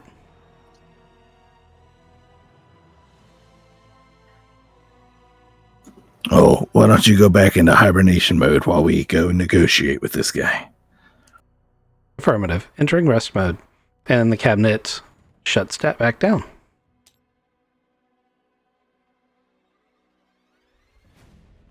So this thing did say it could be transported then, so we can actually, like, it has a transport mode of some kind? So we can take it with us? Yeah, we can maybe try to move it. That's going to be a chore, but... Just use the rock and break down part of this wall and just drag it out the wall. Yeah, I don't know. I mean, it's also like a really intelligent thing. We should probably be nice and helpful for it. Yeah, instead of trying to pull it through a wall. It also potentially has locations of ancient defense facilities, Yeah. which could have cool toys. And 3 thermonuclear weapons. Or no, it knows the locations that they wanted to use them. All right, so now let's very carefully talk to the colonel. And Wait, are we gonna? And before we pop this Knock door open, politely. I'm going to take the opportunity, because I probably won't if I don't do it now, to hit the head. We'll be right back. Okay. Aiden would like to take this opportunity to talk to Luca about being tactful around people with nuclear weapons. And I mean, we had this thing with a cop a while ago, and we just don't want to duplicate that now. Are we talking to him, giving him a way out, or are we just going in, trying to make sure he doesn't hit that dead man switch? I don't know. We need somebody just to be really nice and PR this guy. Hey, how you doing, buddy? So, you're locked in a room here. That's not good. PR means prevent recitation. Well, yeah. If we have to, well, that's no, is that what you want to call it? We can call it that. This guy's men shot my brother in front of my eyes. Oh, this guy didn't do that. This guy's been locked up inside of this little bunker area over here behind this really cool, blood-soaked door.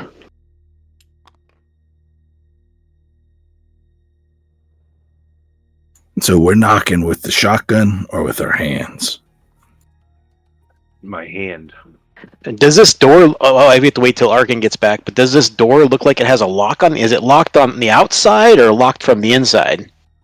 I mean, is it like a sheltered office, or is it something like a prison where somebody's locking them inside of the thing?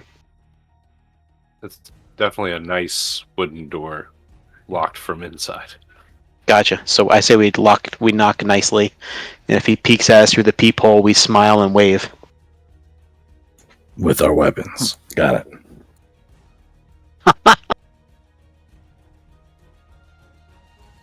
You let me do the talking. I'm gonna go. I guess there's no safe place to be. No, 16 miles, I think you need to be away. You're gonna knock on the door while we just start moving this giant cabinet?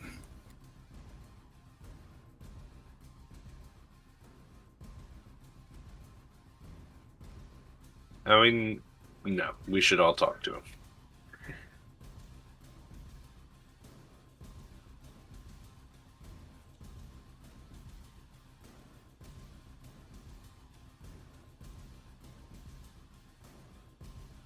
I mean, I guess you could start trying to move the cabinet.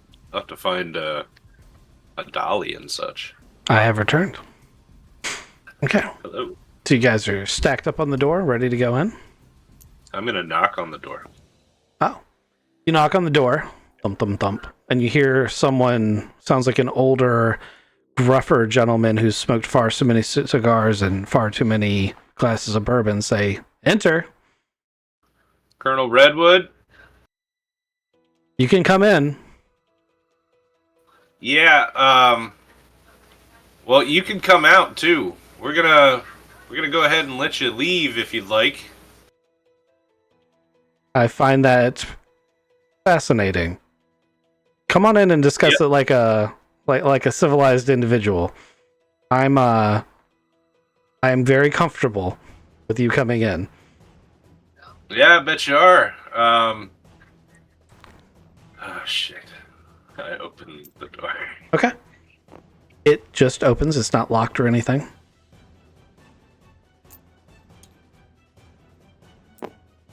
There were supposed to be 2 seats in front of his desks, but I either deleted them or messed up somehow. So there are 2 seats in front of his desk. Sitting on the desk is a suitcase nuke. And in his hand, one of his hands is a detonator. And in the other hand is it's a auto pistol, but he's actually setting it down on the desk and picking up a glass of bourbon that was on the desk. How are you gentlemen doing? Does he have another glass somewhere around? Can I pour myself a glass of There's a bourbon bottle and 4 glasses on the table already. I'm gonna pour myself on and be like, I got shot in the chest back there. this this burns a little bit too hard. He points to a set of CRT monitors showing layouts of the facility. Must be hidden in the air ducts from the way you can see lines through the monitors, and he's like, I saw. Oh, you've been watching us the whole time, huh? Yes.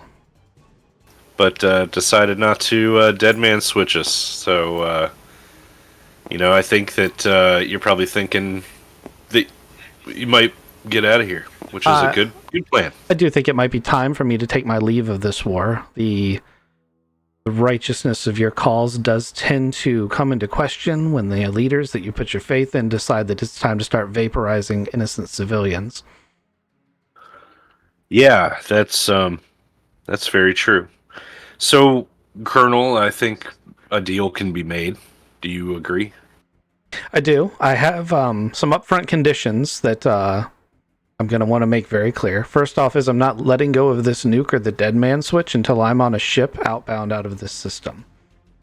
And I'm not going to be able to go into the starport to receive said ship. So I believe we're going to have a bit of a conundrum there since you obviously don't have one in your pocket. Yeah, we can't shit a ship. Yes. So that is going to be an issue. What about the other 2 nukes you've got? Will you tell us where they are? I will trade that information in exchange for passage off, and as good faith, I'll give you one of the locations in advance if we come to an accord. Well, you're going to say the upscale side of the city there? But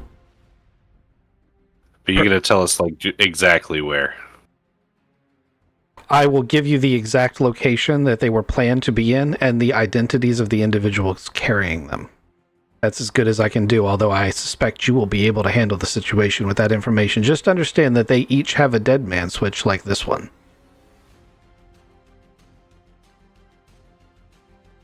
We need the keys to that vehicle out front, too. He reaches into his desk and tosses you a set of keys. That's not something that I care about. You are more than welcome to have the scout craft and the artillery designator that is more important than it. You tell me about Raymond over there? Ah, the thief. Yes, he tried to steal some shuttles from us. It happens from time to time. People think that because we're rebels, we're easy targets. He's no one of consequence. He said he was a repo guy. He wasn't trying to steal your ships. He didn't pay your bills. The colonel raises an eyebrow and is like, those shuttles have been in our possession for longer than I've been alive. I see. Okay. Well,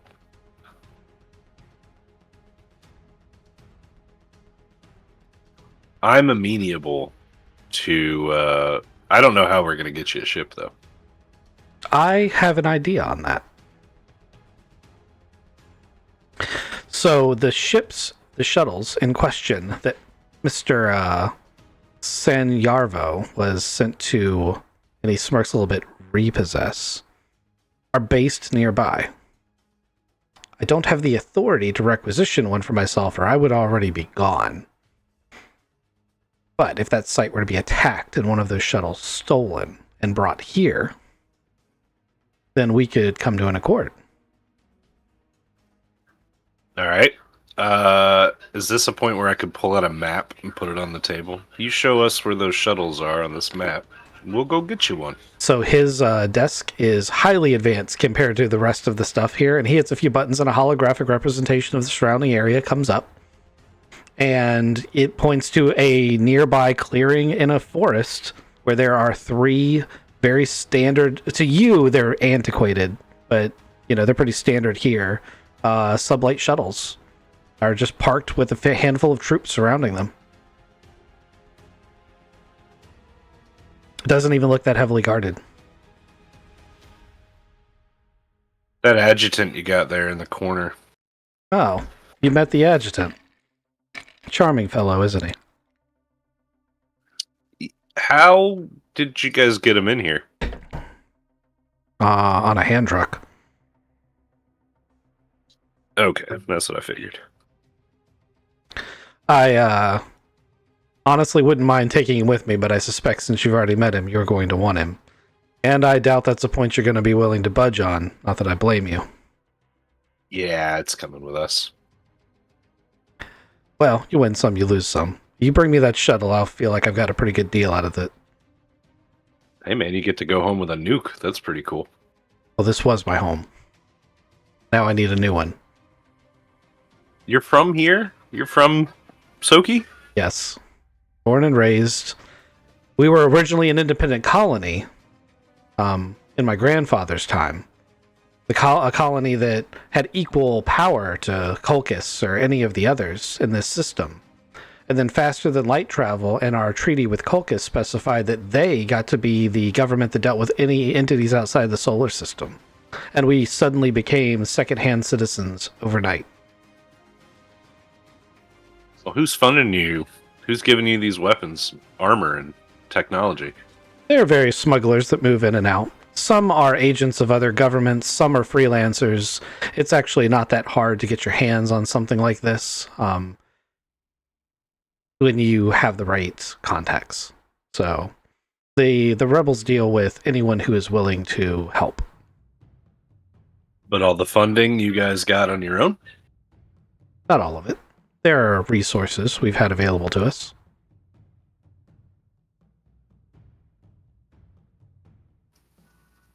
Well, Colonel, I think we can come to a gentleman's agreement here. Indeed. I'd offer to shake your hand, but mine are full. We can cheers our glasses together. He raises his glass. I'll touch it to it.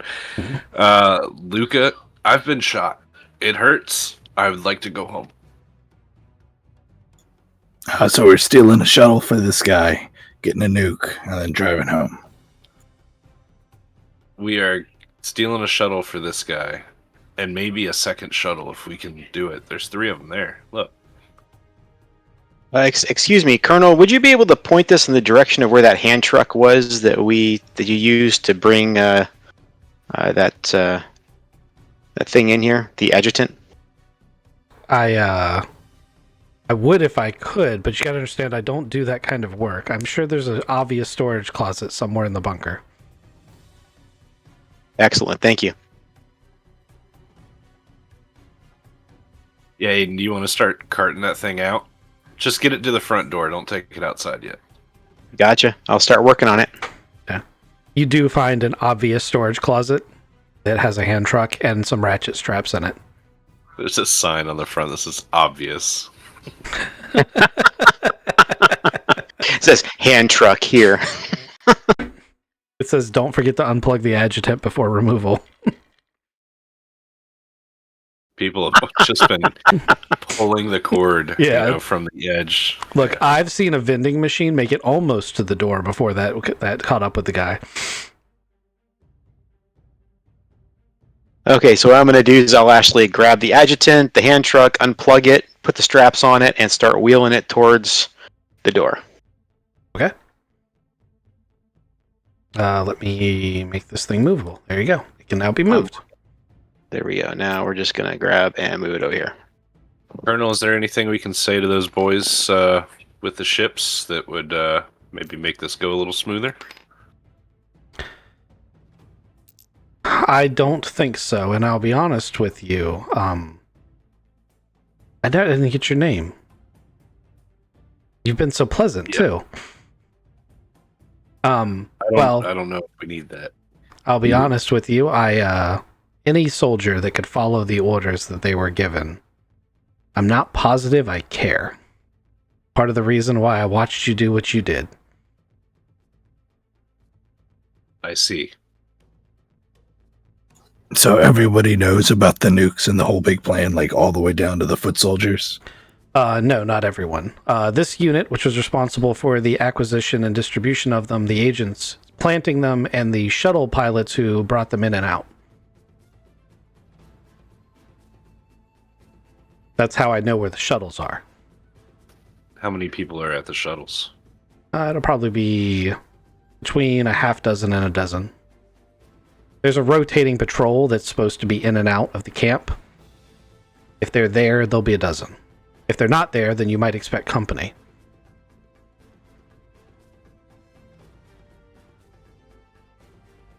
Hey, do you want to let that shuttle thief out so he can steal one, and then we steal the other two? Well, that would fuck him big time. Yeah, he can fly. We know that. You gonna stay tight in here? You want us to lock this door on the way out? If you could close the door on your way out, that would be fantastic. Thank you. And he puts some music on as you leave. With heavy metal. No. But that kind of guy? No, it's going to be like some kind of like classical with techno mixed in. So the Beastie Boys. Okay. How you doing, Ramen? I'm good. Are you here to let me out? Yeah, we were thinking about it. I grab the key off the wall and walk over to the door. See, Ramen, we've got a little bit of a conundrum. About letting me out? No, about what happens next, like after we let you out. Oh, I'll just go away. You'll never see me again. Well, Ramen, between now and never seeing you again, there's going to be a little shuttle heist. If you're willing to take one of the shuttles, that might even set you up, for what comes next for you. I was sent to repo a shuttle. One or just because there's 3 of them? They had a specific one that I was supposed to get. I don't know which one it is. I don't have my pad anymore. They took all my stuff. And he's in like a wife beater and a pair of like denim jeans, and they're both filthy. Like he's been living in them for weeks. And yeah, he's dirty, and obviously he's not been very well kept after. Ramen, who sent you for that ship? So I work for a company called Matrix Repos. They sent me on 2 or 3 really easy jobs. And then they said, hey, you're a shuttle pilot, and we don't have that many of those. Can you go repo this shuttle? It'll be just like the other jobs. And it wasn't. I showed up, and usually you just, when you're repoing a vehicle, you just walk on board and you use your override keys, and then you fly off with the shuttle. I walked in, and there were men with machine guns. That was not expected. Yeah. How did you not expect that? It's a military shuttle. It's not a military shuttle. Those are standard shuttles. I mean, people take their kids to school in those things. Oh, Colonel Redwood said that they've had them for a while. I don't know anything about that. Yeah, I think maybe you got set up, though. That's what I'm trying to tell you. I don't know what they would possibly gain from that, but I suppose that's possible. Does that affect you letting me out of here? No, but does it affect you? I mean, will you come with us and fly one out? If you want me to fly a shuttle for you, if that's what I will totally fly a shuttle for you letting me out of here. That is, I'll fly your ship for you if you want. That is 100% something I'll do. I think we're good on that. But yeah, I'll go ahead and open the door. Okay, so you open the door. He immediately, he can't get out of this thing fast enough. As he gets, he smells really bad. Yeah, man, you want some clothes? There's a bunk over here. I'll take him over here. You Okay. can grab some clothes. There's got to be Foot Locker or something. Sorry, Luke, I grabbed you. So Get some clothes. he's gonna grab one of their uniforms, and put it on. He doesn't have the gun. He doesn't even try to find a weapon. You do watch him, I'm assuming. Yeah, I'm like. He does. Basically, He does grab a ration pack and a flask that looks like it has some alcohol in it. Yeah, drinking and flying. That's what my brother does. So he now in essence looks like a rebel, except for the lack of a rifle. Nice. All right. Wait. Wait. He looks like a rebel. We're gonna go steal rebel ships. Should we look like rebels too? You want to try to make us all disguises? I mean, we got 4 people in there that. Hey, do you want to come lock these guys in the door? Like, I feel like that'd be fun for you. He gets the most wicked smirk on his face, grabs the key, runs in here, locks it, then runs over to the shit toilet, throws the key in, and laughs maniacally on the way out the door. Damn. Well, we didn't kill him. He didn't flush it. That's true. Maybe Red will look at get him out. All right, where did Holmes and Aiden get up to, Luca? And you told him to go to the front door with the Bosco. No, with the agitator. Maybe they also cleaned out the armory. I bet you that's where Holmes is. Oh, Yes. Specifically looking for the correct type of ammunition for the rock, which we need to reload. Otherwise, we're not going to have that many shots with our zippy gun. Unfortunately, they do not have 25mm cannon rounds. Couldn't hurt to try. It was worth a shot. You find plenty of 50 cal. It's just not the right stuff. Your pockets. Fill your pockets.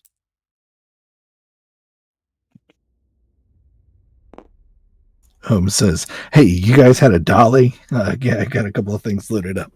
The more the merrier. Let's fill the van up. Well, how many people we got here? It's worth noting that there's still also an operational truck back here. and it is marked with like rebel markings, right? Yep, it's Rebel truck. Yes, sir. I'm gonna pull it up so we can see what we're working with here. Do we want to? We want to take these vehicles with us, obviously, to the shuttles. These will, well, this will still fit in one shuttle, right? The car will. It depends on the type of shuttle. Right. Look at the rocks spec sheet and tell me how many shipping tons it is real quick. And I'll get the shuttle sheet and let you know. The rock is 5 tons. Rock is 5 tons. Shuttle sheet. That's what I'm looking for. Let's copy pasta that back over here. And then I'll switch to its stat sheet.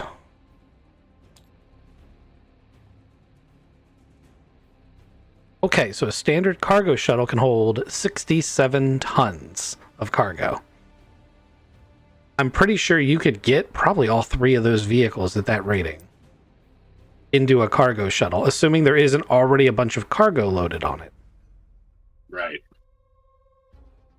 Okay, so that's a viable plan at this point. Another question is, I'm assuming we're able to get the adjutant in the rock, right? Since obviously nobody's going to search the rock. So this thing is... It's the size of 2 of what we would consider a standard size server rack. And it goes floor to ceiling. So it is a tight fit in the back of the rock. It would be much more comfortable in the back of the cargo truck. But it might stand out. Yeah, we just don't want other people to see this when we make our grand return. Yep, absolutely. You could also like cover it up with tarps or however you want to do it. But you could jam it in the back of the rock. It will kind of fit. It will. You won't only be able to get 2 people in the rock if you do it that way. And the gun is off the rock? The gun is on the rock. It's just almost out of ammunition. You also won't be able to retract the gun, but I don't think that's an issue. Oh, all right. That should be okay. Yeah, the gun technically can be folded down to be a lower profile, so you can put the cargo thing on. But you don't have the cargo thing, and I don't think that's going to matter for you guys at the moment. All right, who's driving the buggy? And so we got the buggy, which is a 2-seater. We got the rock, which is now a 2-seater because we got the cabinet in there. We've got a rebel The buggy truck. is a 3-seater. And you guys still haven't taken a close look at that thing. Yeah, I was gonna check. that out. Sorry, I wasn't going to do that. The guy said it was an artillery launcher, so I think it's got like some kind of tagger. I don't know if that's the right words. So yeah, as you get closer, the third seat that's on top, it's not mounted with a machine gun. It's got a massive sort of laser tagger with like this directional dish that points like up to the sky.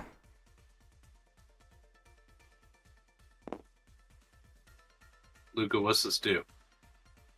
I think you shoot something with that laser, and it tells a bombardment thing that's in space to shoot wherever you shot. Oh, it's like the painting thing. You paint it with the laser, right? Tag it and call it in. Okay, I got you. I don't know if it's like fail safe to only work if they're. We're supposed to come get it, so maybe it's not fail safe, and you just point it at something and it explodes. Let's be sure not to do that. Is there like a safety button we can push? Climb into the seat and give me an artillery check. Jesus. We pointed at the in the kernel and we just.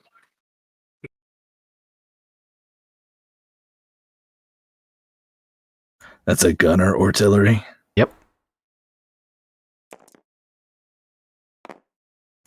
Does that get a dexterity bonus?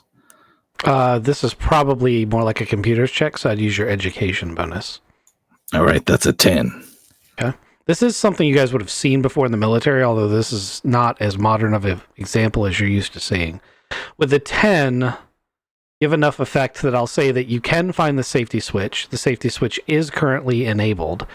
And you can see by looking at the display as you briefly power it on that the unit is live and active, and there are probably 4 rounds of whatever it fires available to it. You think like a satellite shoot something? They got 4 things in space, 4 bullets. I don't know if it's got like a 4 out of 8 or if it's been shot. We could go through the news and see if we can find it. I mean, artillery can be anything that a spaceship shoots, so it's actually a pretty wide range of weaponry. That's why I didn't tell you exactly what it was. Just a gravity-propelled knife. It splits open buildings. Gotcha. Don't shoot it at the bunker, right? Safety's on right now, if you want to shoot it. Also, it just says it would shoot, so it's good that the rebels don't have this. Although the rebels didn't want to kill innocent people, and one of them's leaving because he doesn't want to nuke innocent people. Oh my goodness. This is so complicated. We got to go steal something, so we should wait until night, drive this rebel thing in, just drive it up to 2 ships. This guy says he's got the keys to do it. Did he find his suit? Hey, Ray. Ramen. Yeah. You got your keys? Can you turn that shuttle on? I couldn't find my pad. But they took that stuff while I was at the shuttle site, so maybe it didn't get brought here. Yeah, regardless, look, I've been flying shuttles a long time and they're pretty old. If we need to get one started, I can get it started. Yeah, we're hoping to get 3 started. Oh. We're gonna steal all their shuttles. Oh, wow. You guys are badass. All right, I'm down. What's the worst thing's going to happen? They shoot me? Yeah. I mean, better than being in that poop bunker. He gives Luca like a knowing nod. Yeah. So you're going to end up with a shuttle. We need to bring the shuttle back here, and then we're going to leave. And it was nice knowing you. Cool.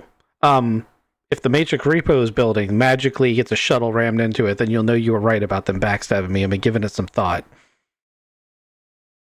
And I'll get back to you. Or maybe not. Maybe you won't care. I mean, I'm the pilot, and I give him one of those like we're looking at each other as he's going like, no, I'm the pilot. But it's pretty nice not to have to be the only pilot. Yeah, come find us after you blow up that company. Speaking of pilots, who's flying the third shuttle? I can't, unless you want to. Oh, I can't fly. Okay. I'm pretty shit at it. I've got a 0 in it, but I can do it in a pinch. I shoot things. Okay. I'll second that on this end. Let's get this cabinet in the back of the truck or the rock. The rock, right? Yep. All right, let's tuck that in. Okay, so you have to fold both the passenger seats down in order to give yourself enough room to do it. So it no longer has the 4-passenger capacity; it's got 2-passenger capacity. Somebody drives it, and somebody's in the gun. I'll be in the gun. It's like partially folded over on the front seat, and like the gunner has to sit on it. Super comfy. Do we remember how many rounds it has left? Or do I need to look that up? 200. Thank you. You can have a player point. That was really useful. I have 2 2/3 of a shot left. Okay. Aiden, are you driving the rock? Yeah, I'll take the rock. So you guys are just leaving the cargo truck here? No, I thought we would. I mean, I guess you guys should be in the rock. That's our support. We need to make sure that this ship or that the artillery buggy is close to, because we just don't want to lose that. Yep. But I was hoping we could just use the rebel truck with rebel costumes to just drive in there, get close to the ships, and jump on them. So Raymond is like, this thing's got a 50 cal in the passenger seat. You could use this one and that one. And I mean, 6 guys versus 2 vehicles with machine guns. I mean, I'm just a pilot here. Also, can I have a gun? I feel like we're going to be going into combat, and I know we've just met. You've no reason to actually trust me, but I really like a gun. Luca throws him a gun. Is it one of the is it one of the shitty ones that they had? Oh no, it gives him a good one. Okay, he's like, Oh gosh. oh god, thank you so much. And he racks and chambers around, and he's comfortable with it. I was gonna say, give him a stunner. Does he look like he's an expert with it or comfortable with it? He definitely looks like he's had training with it. This guy's been lying to us. Oh boy.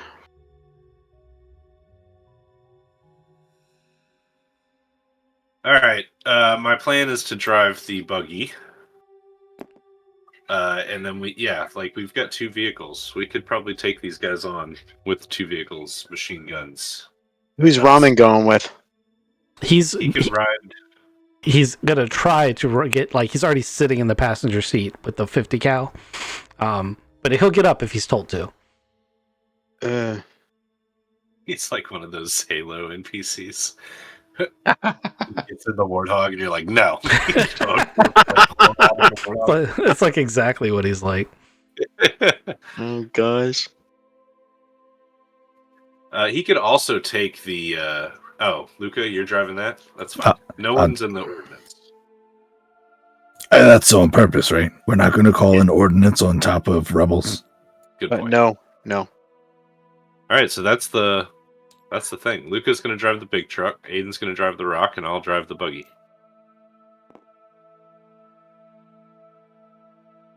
And the end goal is to put all of them in a shuttle and 2 shuttles, fly off, and let the other dude take the third shuttle.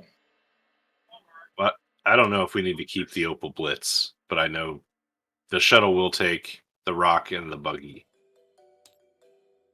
And yeah, we let Ramon take one.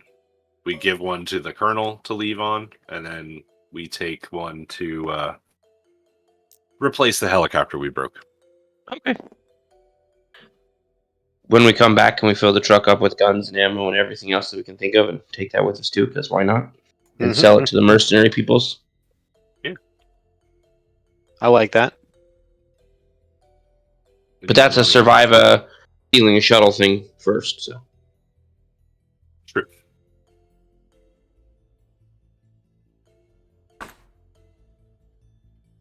standing by. So you guys are ready to roll out then? Sounds like it. believe that. Yes. I was just trying to dig up stats. Oh, he does have gunner turret. Okay, that's what we're going to use then. Although I think it's heavy weapons vehicle is the technical one, but we're going to be a little cheatsy. All right, you guys are already doing what I was going to ask you to do. You're going to make a pile over here of the stuff that's coming with you. Oh, you need that unlocked? Yes, please. Okay, get that unlocked for you. Anything else? I think I grabbed everything. I'm gonna be in rebel attire. Okay. Two more. I technically have a rebel-looking vest on my armor. So it's just a standard ballistics vest, but it is the kind that they use. So yeah, I mean, you could kind of pass for one of them if you wanted to try to do a deception. Maybe from a distance I can blend it in. What time of day is it currently? It is currently coming up on evening.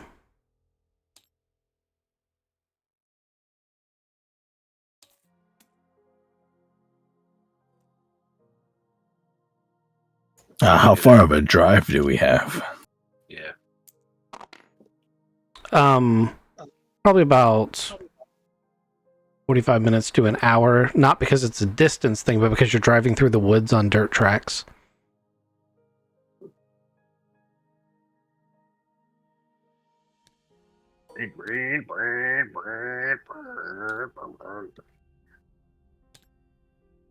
You gotta use those third for the fourth and fifth wheel, or no, fifth and sixth wheel. I know, get it up on its on the back. Rock climb.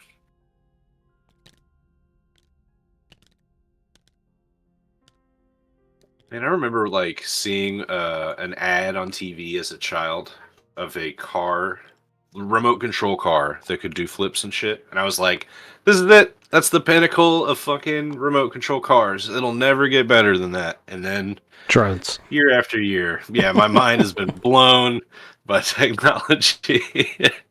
They have one now that like ions to walls and can go upside down. That's insane. Spider walk, spider climb on a fucking remote control car. I think I know the exact remote control car too. It had 4 big wheels and was kind of like, and those were the biggest ones. And you just hit go and it would do bloop, bloop, bloop, bloop, bloop, loop, loop, loop, loop. Yeah, it couldn't stop. It would just climb over itself if it could. I never got one of those, but I thought they Me were going to neither. be cool. Yeah, no, I was poor. But speaking of like advanced technology, so like the ask at work right now is to get dash cams.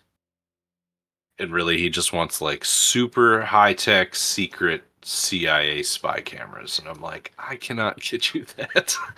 Like, these are all the requirements he's throwing at me. Or rather, you can. It just will blow the budget out of the water. Yeah, I'm like, you want to spend $5,000 a month? Maybe we could do that. Do we care that it would be hard for me to put trees in here? Nope. There are trees. There we go. I see them. They're amazing. Right? Holy cow, they're really nice. They've got to be green, guys. Come on. Dark green. Yeah, this is how you do it. You do like this, and then you do like this, then you do yep. This is how you designate trees on a map. Wow. Trees. It's beautiful, beautiful foliage. Right? Anyway, there's trees. There's lots of trees over here. So where would you like to come from? You found the clearing. It's not that well hidden. It's assumed right now that you're so deep in rebel territory that like they would have had to go through that big bunker you were just at and all these other defenses to get here. But you have a map of all those defenses, so you just drove up to it. Oh, I think we'd like to stick to the actual established trail as much as we can. Okay. Because we want to look like we belong. That makes perfect sense. We're gonna say North, south, boys. we're gonna say that comes like this direction. That makes sense. Okay. So you're rolling in the Luca's rolling in the cargo truck first.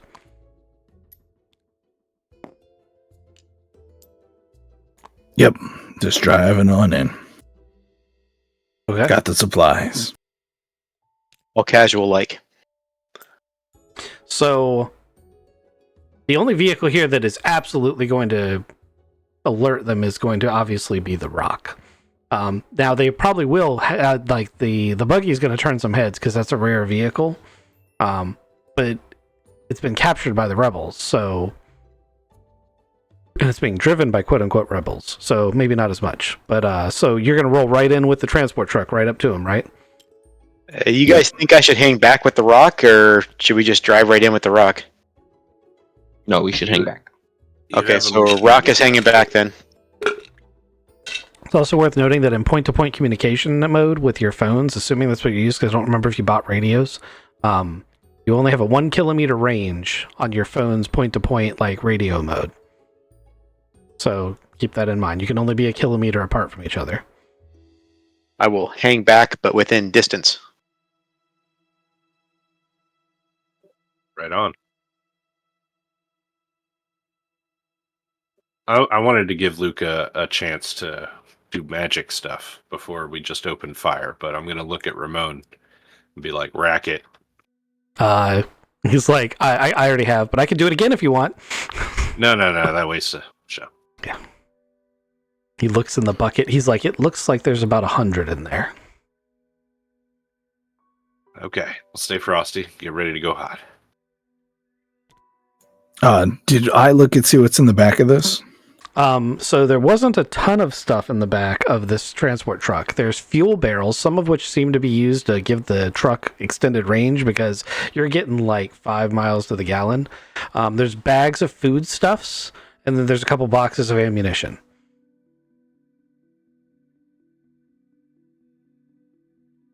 I'm going to pull right up to him and say, supplies coming from the bunker. Wait, didn't we just send supplies to the bunker? Yeah, they were. They sent this back. I don't know. They wanted to show off the cool new car to you guys. Oh. Well, it is pretty cool, and they see it coming down the road. So this guy's going to, like, walk out towards it. Man, look at that thing. And they've walked past your field of view, Luca? I'm going to just park it close to the entrance to one of these shuttles. Okay. Actually, let's get the floor plan for this shuttle out where you guys can see it.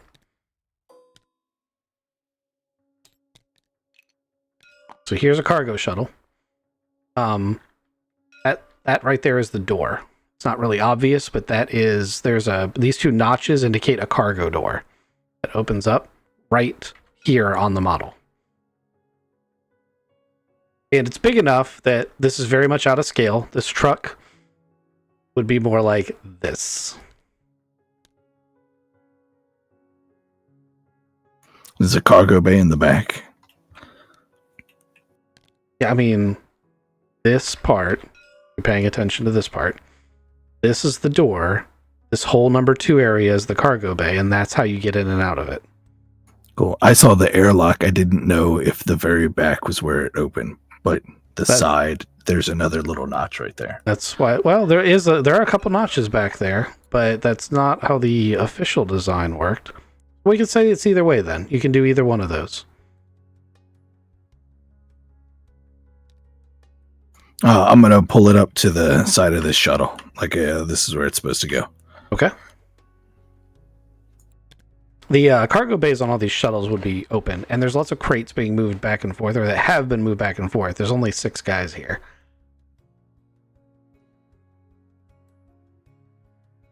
This group has walked up to the buggy at this point.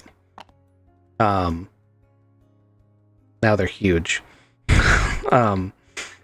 They've walked up to this buggy and they're like, "Hey, wow, this thing's really cool. We saw this thing drive by on one of the patrols earlier, when you guys first got it. Hey, you're not the normal crew. What's up with the bunker over there? Is everything all right?" You know, Redwood, how he's been kind of weird lately. No, we didn't notice actually. Oh, okay. Well, yeah, don't worry about it then. Huh. Roll deception. Everything's fine here. We're all fine here. How are you? We're all fine here. How are you? You need to beat a 7.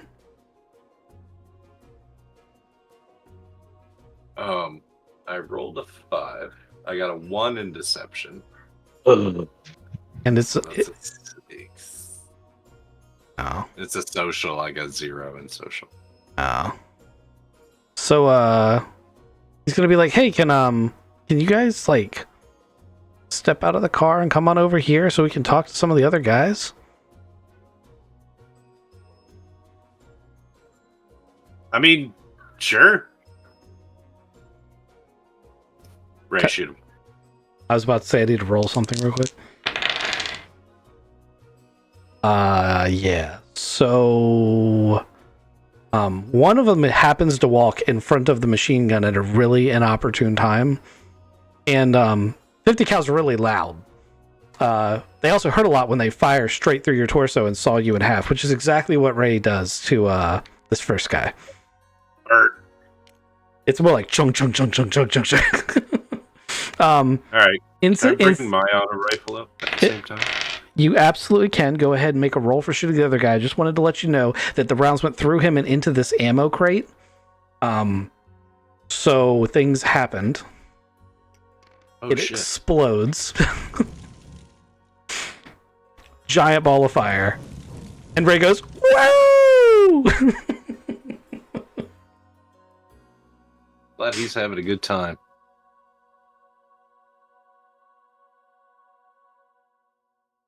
He seems to have imbibed that entire flask already. I got a 5 on my shot.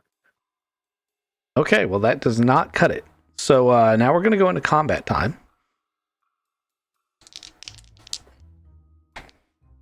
That guy rolled a 2.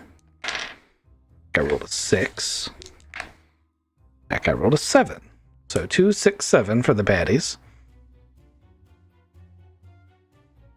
No, we should do the leadership stuff now, though, right? You should do the leadership stuff, yes.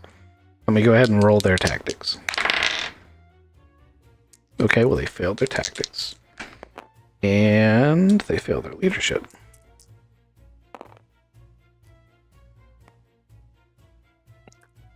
Would you got get a 9? got a 9 on your leadership? Okay, so that'd normally be a 1, but they failed theirs by 1, so I'm going to give you 2. Okie dokie. I got a 14 on tactics and a 4 on initiative. Okay, so you add your tactics scores to the initiatives. Good thing I got a 14 on it then.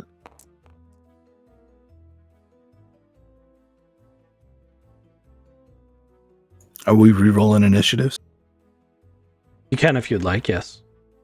Yeah, I got a 7 on initiative, so I didn't really do any better or worse. So I think once you add his tactics roll, so that everything, you're all going to go ahead of the baddies. So it's just going to be good guys then bad guys. So the tactics roll I don't think really matters that much, or the initiatives roll, because you're all ahead of the bad guys. All right, let's switch back to action music.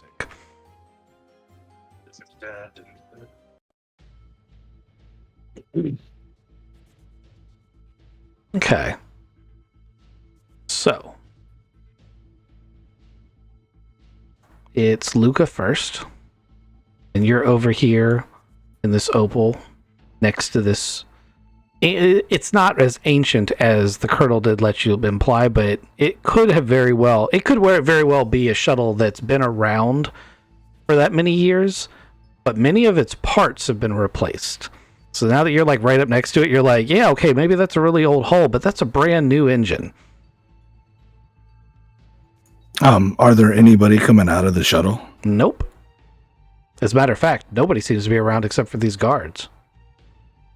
I have my silenced pistol and I've got my window down and I'm pointing over to the like explosions going, what's going on?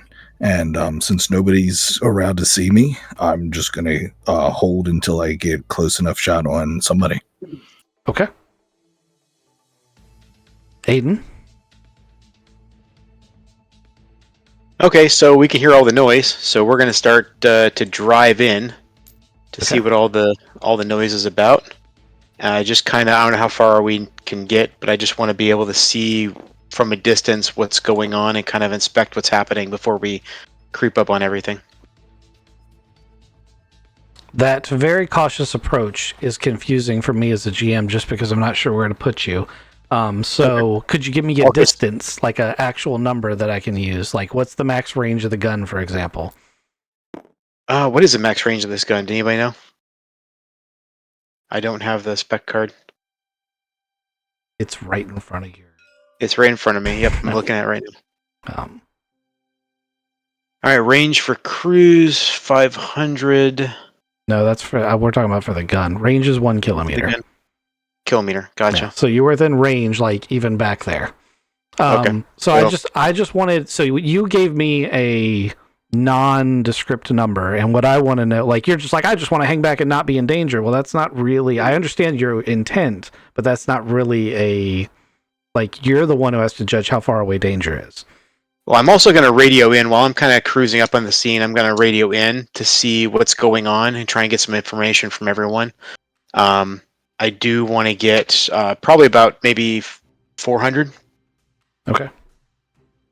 At least that's the goal. I want to get as close as I can, unless the guys tell me to not, to pace it out or something. Yeah, I mean, you heard the explosion. Yep. And the shots. I just don't want to run in guns blazing unless I know where everybody's at, because I want to be able to cruise in. I want to be able to see where everyone is sitting and who's located places. Okay, well, there's an earth-shattering explosion, so stealth is completely out the window.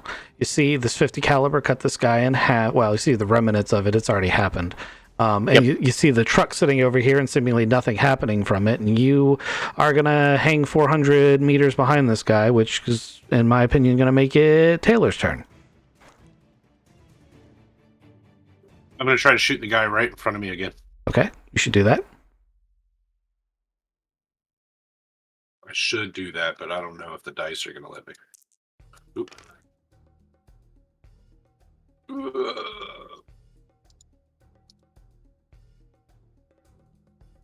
I got a 7. Can I use my leadership for myself or no?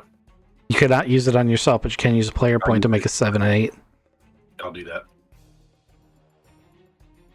Okay, that makes it an 8. Roll your damage.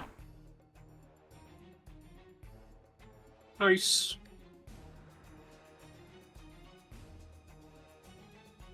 That's 3D damage. That's going to be a big one. All right, here we go. 12. Oh god, did you use a shotgun? You did. That was my auto rifle. Oh, you're using an auto rifle. Okay. That is also a lot of damage. Okay, how much? It was 12. Okay. So, he's got 8 in endurance. He's got 2 armor. That's 10. You did 12, so you did 2 more than that. So he's down. Not dead, but down. Once All right, again. it says auto too, but I have to choose to do that, right? Yes, you have to choose auto unless it says only after it. Okay. If it says only, you must use the full extent of its auto, because basically when it does that is it fires so fast that you tapping the trigger expends the ZERP. I really wanted to see Aiden's gun. Aiden, oh yeah, I really wanted to see Aiden's gun too, but he's being a pansy. So Aiden doesn't have a gun. Holmes has the gun. We're talking about Your the big wave cooker microwave that you cannon. didn't- Yeah, the thing you get, the awesome thing you were that thing. given, Oh, the awesome thing you were that given, thing. the golden opportunities you were given to use it that you didn't use it for. Just saying.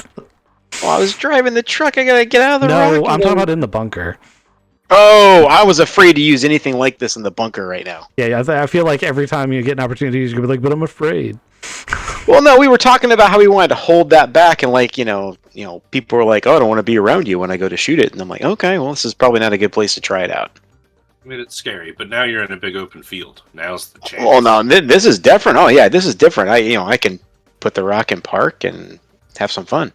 Anyway, it's Zerp turn. Zerp can't see anything right now. I Why got not? fire and smoke in front of me here, and a Oh. shuttle in front of me over here. That's a valid point. So I'm gonna hold Okay. and keep looking around for targets. Well, you're gonna see some because these guys. Also, I'd like to point out that Luke is holding too, so it's who's gonna shoot first, that pistol or that big gun. They're gonna come running over this way. And they're looking at the explosion like, what the shit just happened? And then they're going to notice the gunfire. And Luke is higher on the turn order, so I'm going to give him the first shot. Luke is still pointing, and then with one hand just out of the corner of the vehicle. 1, 2, 3, 4, 5, 6. A shot misses. Choo! Oh. Damn. Okay. So no gun combat or dexterity modifiers, huh? I rolled a 4. My gun combat and dexterity modifiers didn't help. Oh, wow. Okay, yeah. That makes sense.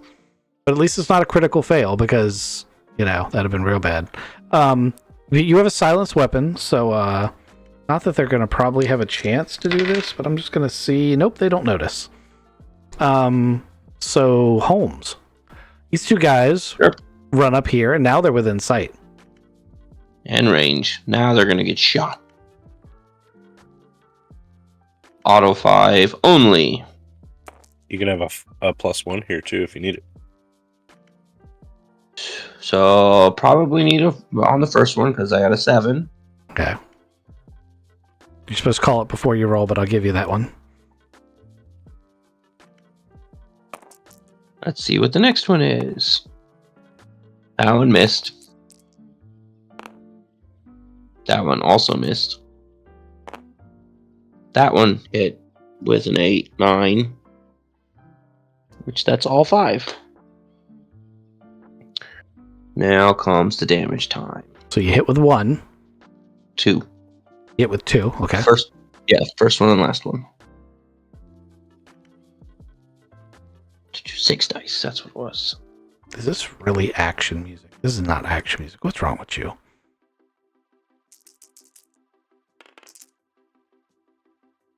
With 6 dice, I can get an 18. And the second one is also an 18. For a total of 36. Holy Based- moly. Yeah, so you get both of them. Zerp. Yeah, it's a Zerp gun, and it Zerps, and those guys are gone. And that brings us to this baddie group. This baddie group were going to run. They turned, they saw the explosion, then they saw the Zerp gun, and they were going to run over and help, and then they said, oh, fuck. And they run into this shuttle.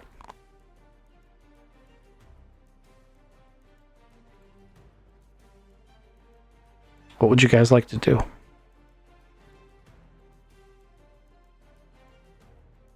If we get back out of structured time, I'm gonna get on the radio and be like, all right, everybody try to get a shuttle. I didn't mean to take those guys. Two of these gunmen ran into a shuttle. Yep. If I saw that happen, we're gonna go around to this shuttle. Okay. Alrighty, so the cargo bay doors are open. Ray. Cargo bay doors are open. The cargo bay of that ship looks empty. because they're both in the cockpit. What do you want to do? You want to go in the cargo bay? You want to drive that thing in the cargo bay? Or what do you want to do? I'm going to try to lock this and make it big enough to use that. Yeah, on the radio, I'm going to say, I'm going in. And I take the buggy and we go right inside. And then I'm going to park it like here. And I'm going to get out. All right. So you hop out on one side. Raymond in his in his battle dress comes out. I lost. Got the NPC. God damn it! I lost him. I'll just use his regular token. He's in camo garb. Yeah. And he's like, usually it's up here, and he comes up here and he cycles here. He knows where he's going. Oh, there he is. Yep. I'm gonna follow him. And he's got that submachine gun. And he's going to pop the passenger door open and be like, oh shit, they're up there. And let me just roll for him real quick. I did get his stats pulled up, so let's look at those real quick. He's got gun combat slug 1. You handed him a slug weapon, so that's correct. A dexterity of 9 is what modifier? +1. Let's go +1 on that. Oh. Okay, he did not hit though. He rolled a 3, and no stats can help that. So he tries to like burst off a shot and then dive behind some of these chairs. You're getting a shot on these guys. Gives away your position, and these two guys realize that someone's like in the ship trying to like take it with them, and they like both hunker down on the other side of the door. All right, I'm gonna roll in and talk. Where's your token, boss? Where am I? It's Luca. There it is. Did I grab him?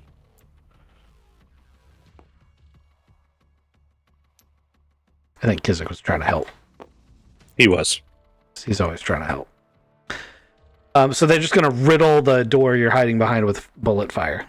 They're like, shit. And they're like, we'll get to space, we'll vent them.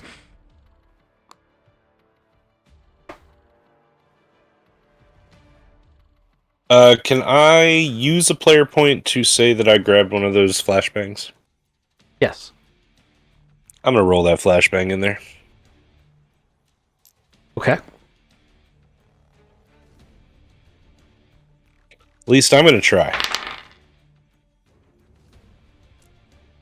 7. Okay, go ahead and roll.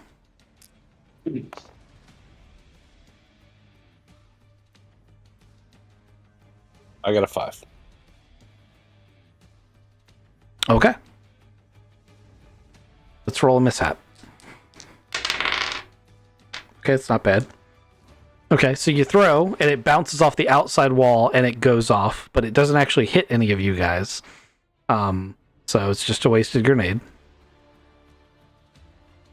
That's why I didn't throw any grenades earlier.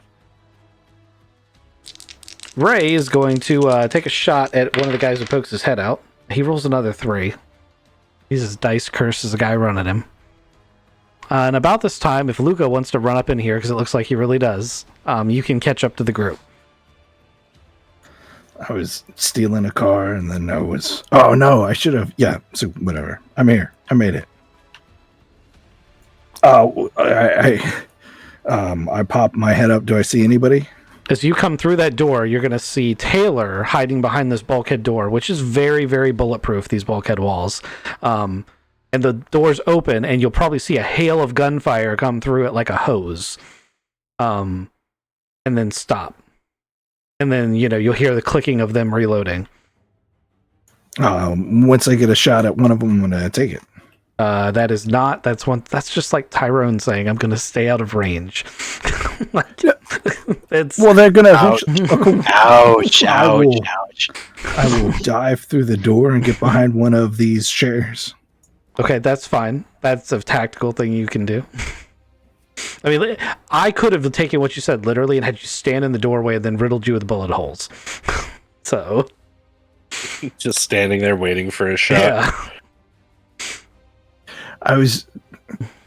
I meant to say, I tried to say, I like tactically Taylor's on one side, I'm on the other side. I was Yes. waiting for the right time to lean out and take a shot. You could have, if you'd said that, that would have been perfect. Instead, I said, I stand in the doorway, realize I'm in danger, dive behind a car or a seat, and wait for them to pop their heads up for a shot. Okay, well, I'm going to give them a shot then. That's a 7. That doesn't work. So one of them comes out there and unloads with a shitty-looking, very old submachine gun style weapon. He's spraying bullets. They are bouncing off everything. You're more likely to die from a ricochet than actual hit. Take your shot. Are they yelling, suppressing fire? One of them is saying, "Cover me while I start the shuttle," and they're not being too stealthy about the things they're doing. But obviously, one of those two guys is a shuttle pilot. That's an 8. Okay. Roll your damage.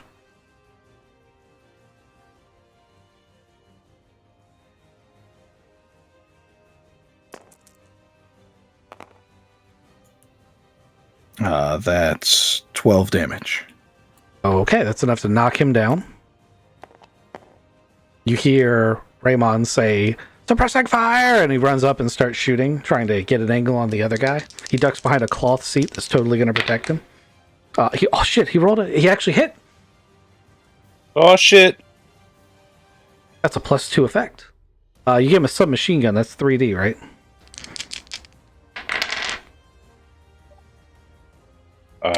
I think it is. That's 3D, yes. That's 14 damage. So he nails the other guy and just sprays him with bullets.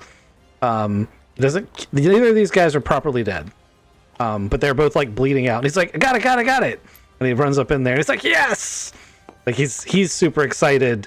He's obviously not like combat hardened. But at the same time, he handled that submachine gun very well. Good job, Ray. Yeah. That range time's really paying off. Oh yeah, you got a lot of range time? I mean, not a lot, but it is fun. Can I first aid one of these guys? Sure. No, we're stealing shuttles. Taylor, or I don't even care. Save these guys if you want or not. I'm gonna steal another shuttle. Okay, well, all of the guys who are currently there are dead. You guys need to tell me in 6. Sorry, no, you have 6 minutes. So in 1 minute interval, what you're doing, and your actions need to fit inside of a minute. I'm sprinting out of the shuttle and driving over into the other shuttle. Okay. Ronan, what are you doing? Sitting in the chair of the rock, waiting for the rock to go into a shuttle. So Dubs, what are you doing? I am seeing all the traffic movement, and we are going to head off to one of the shuttles as well. Pick a shuttle. We'll pick this one off here, since it seems like we already had the one dune buggy in here, and we had the other truck over here. Yeah, we have to have our vehicles in the same shuttle. Because we're not going with Raymond, like we're going with ours. Oh, right, gotcha. All right, so we're going after the dune buggy then. Okay. Okay, so Raymond's already started, or sorry, Ray has already started the pre-launch on this shuttle that you guys have your vehicles in. Ghost, what do you do? Thanks, Ray. Now you can go and grab one of the other shuttles. Oh, right. Yeah, it's awkward. Sorry. Appreciate it. I see you guys on the flip side. Maybe I'll buy you a beer. Yeah, we'll see you when we see you. And he's gonna run over here. All right. When they pull up and pull the rock in, and we'll get Holmes and Aiden over here. I'm gonna get on the radio to Luca. Luca, you got good with that shuttle? Yeah, I'm running like hacking and are the keys just in there? The shuttle controls are going to need to be hacked. However, there are multiple ways to do it. The most obvious way being, using your intrusion tools on your phone to slice through the controls. But Ramon seemed to be doing a more manual approach. He seemed to be pulling cards and stuff out, and because he's already done pre-launch, Ghost Shuttle is already prepped. Like it's in the middle of engine start. Thanks, Ray. I'm going to finish this up. One of you guys want to grab those bodies, maybe toss them out? They don't need to be in this shuttle. On it. Yeah, I'll go ahead and take care of the trash too. We are on minute 3. I start slicing systems to turn on my shuttle. Give me a difficult computers check. A 5 doesn't do it. Nope. You are on minute 4. You guys grab some of that ammo, maybe bring it in here? There's big ass things of ammo that's got to be worth a lot of money. The vehicles, can we strap down the vehicles? Do they need to be strapped down? The vehicles should be secured. Otherwise, I'm they gonna become secure- loose objects. I'm going I'll to start- secure the vehicles. I'll start grabbing some ammunition to bring it in. Okay. Give me mechanics checks for the strapping down of the vehicles and an athletics check for bringing the ammunition in as much as you can, as fast as you can. And Kizik, can you give me another check? Or you can try a different approach if you want. That's an 11 this time. Oh, yeah. Okay, so you finally figured that shit out, and you start pre-launch on the shuttle. Ghost, your shuttle's hot. Raymond's shuttle's actually lifting into the air. All right, and Ooh. look at him go. Yep. How you doing over there, Luca? We're grabbing ammo boxes and start trying to shove shit up in here. It's starting. It's hard to hack these old computers. 6 Actually, on no. athletic. This one was real hard. Actually, the computers themselves aren't that old. Once again, the hull is not new, but it's been refitted to modern standards. It might even be higher tech level than the system. They're all imported parts. The computer was actually Galactic Alliance standard. Yeah, it's weird. Normally they just have the keys and do it. I was slicing. It's hard to think and type at the same time. Sorry. I got 30 seconds before I'm up, or another minute. You're good. At this point, if you guys are ready to lift off, you can. Hey, what was the athletics check? Athletics was a 6. Okay, so they're on big pallets and you don't have anything to move it with. The engines on the shuttle are starting, and you'd love to have some of this ammunition, but there's no way for you to reasonably get it on the ship before they gotta lift off. Unless you want Agreed. unless you want to stay. Nope, we're not staying. I'm heading back to the ship. Okay. We're gonna go then. I'm gonna make this shuttle small. And take all your stuff that's going with you. Put it back in your corner so I can move the maps again.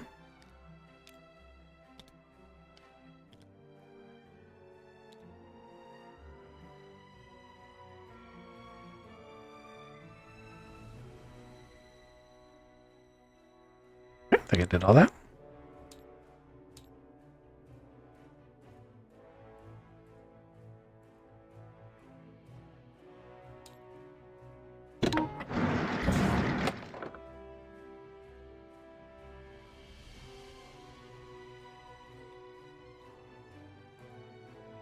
It's really hard to land in this clearing, so I am going to ask you both for piloting checks. I know that Ghost has been dreading this moment I have been. since the moment he said he would do it. I rolled snake eyes. Oh. Shit. We'll get back to that in a second. Ghost, what do you roll? I got a 9. So, My snake eyes ends up as a 5 with all of my modifiers. okay, that's good to know. So Luca is trying to park it so that the back door is right up against, because he's got Holmes in his ear saying, hey, we want as much of that shit from the armory as we can. So he's trying to put the back door up against the door to the bunker. And as he's coming down, he hits the button to open the back door, not realizing that he's still in the air. The back door hits the bunker, causes it to tip forward, and he plows nose first into the ground. Now, the shuttle is not destroyed, but it's taken a few hit points, and the back door seems to be busted in a way in which it cannot properly air seal, so you can no longer pressurize the real compartment until you have a look at it.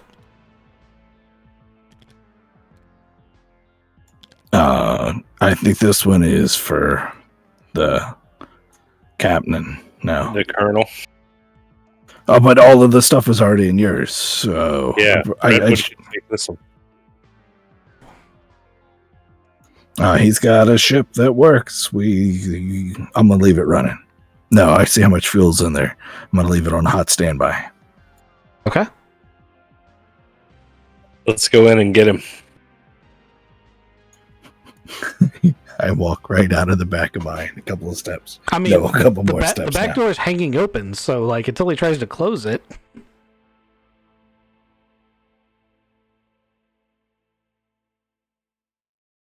You guys, Yeah, I'll go knock on the door. you guys gonna move your? There you go. I'm gonna bring my token in. Bring your tokens in. Make sure the right size. All that jazz. This guy goes to prison.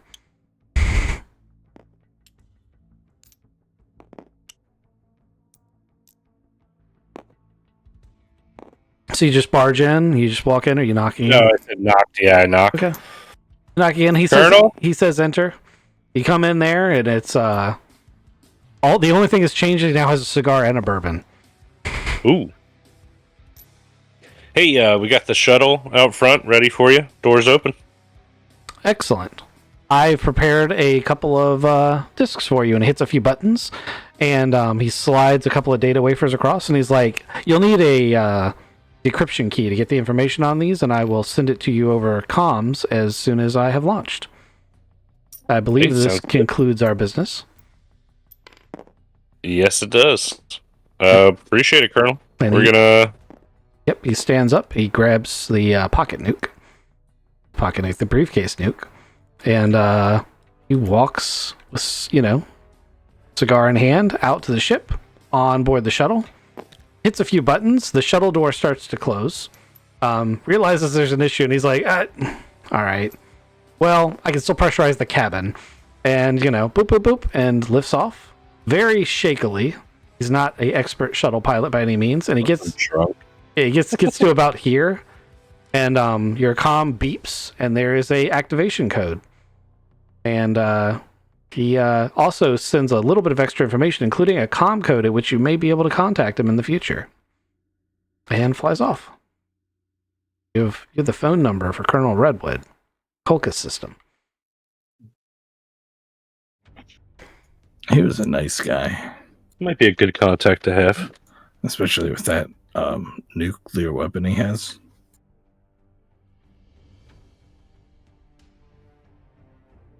Well, do we want to bring the other shuttle up closer so we can help Holmes out? Yeah, let's move it around. Put it down nicely.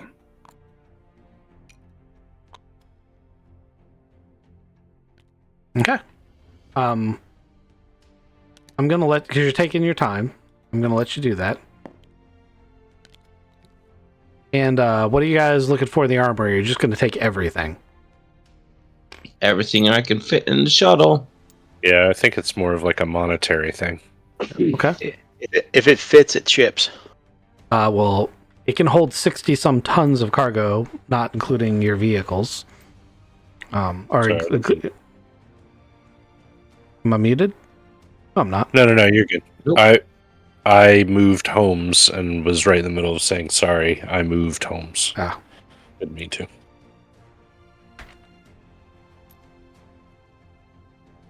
Okay, yeah, I'm gonna help load up anything that I can carry. I also want to check on these guys. Are any of them awake? I think most of them are dead at this point. Some of them have bled out from being shot. All the ones that had been shot and were down because they had been shot are dead. The ones that were stun grenaded, they're awake, but very groggy and disoriented.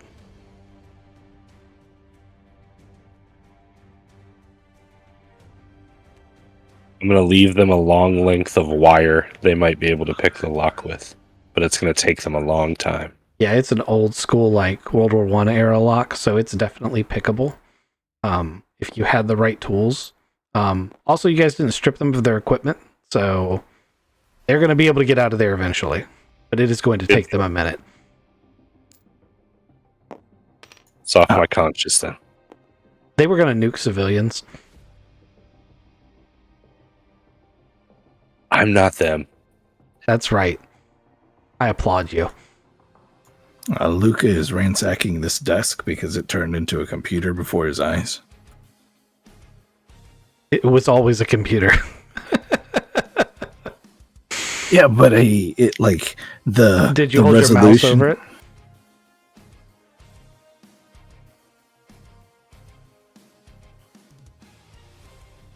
Oh no. Can I stop that?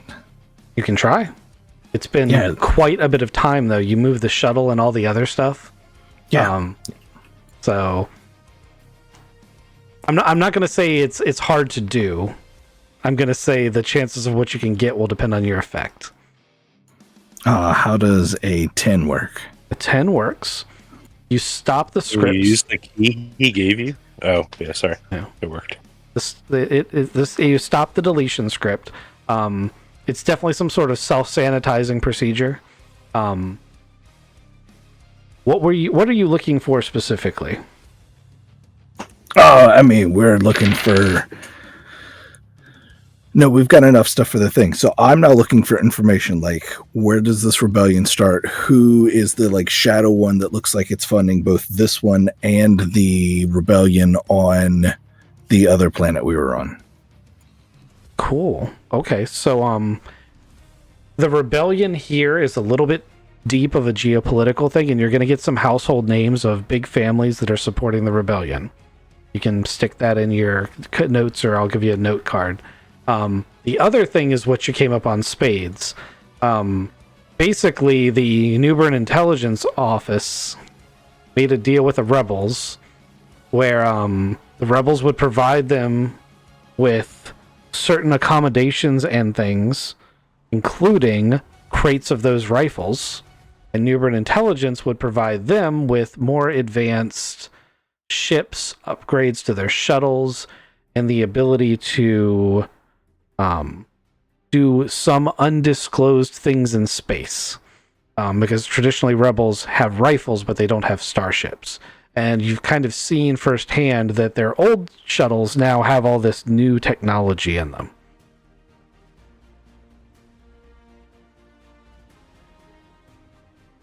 Rebels here sending crates of weapons to the other place, and New Baron is giving them upgrades to shuttles. That's very vague. I hope you didn't write it exactly like that in your notes. But This is evidence that Newburn and these Colchis rebels are in on it, right? Specifically, this is evidence that Newburn Intelligence paid these rebels for the crates of rifles that ended up starting the rebellion on Acadie. Yeah. Good to find this. This has to go to Jones. It is a pretty key political thing for the sector.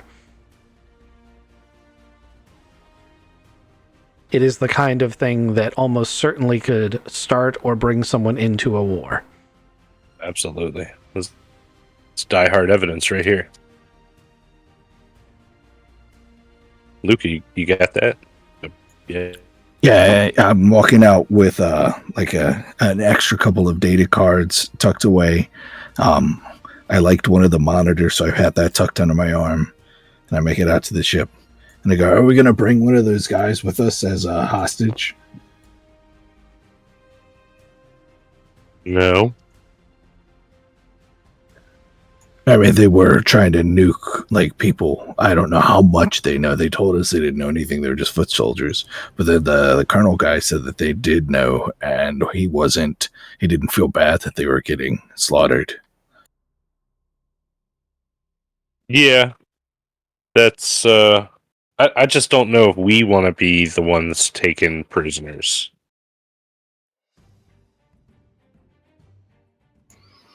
All right. We got some killer intelligence. I'm pretty sure New Baron Intelligence paid for the weapons to go to Acadie. Actually, no, I know that 1,000%. Like, I've got indisputable proof from a rebel hard drive.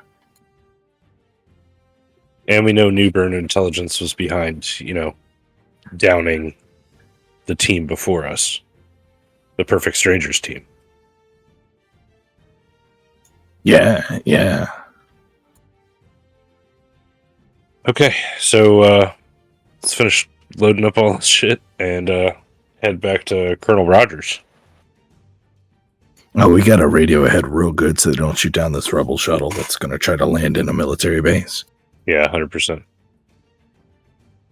It seems like something a comms officer would do. Or a sensor operator who does comms. Ooh, that's me. You've lost Aiden somewhere. I see all the other tokens. Yeah, I was trying to find my token. I don't know where the heck it went. It's over here. Oh, okay.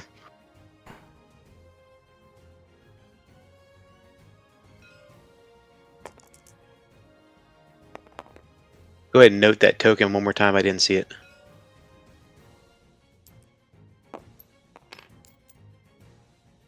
Gotcha. I see it. Got an 8 for comms.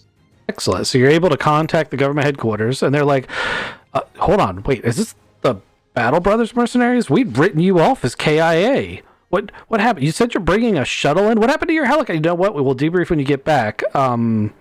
We've got a pad cleared for you when you come back. Please follow this flight plan, and we are going to send fighter escorts. Roger, thanks.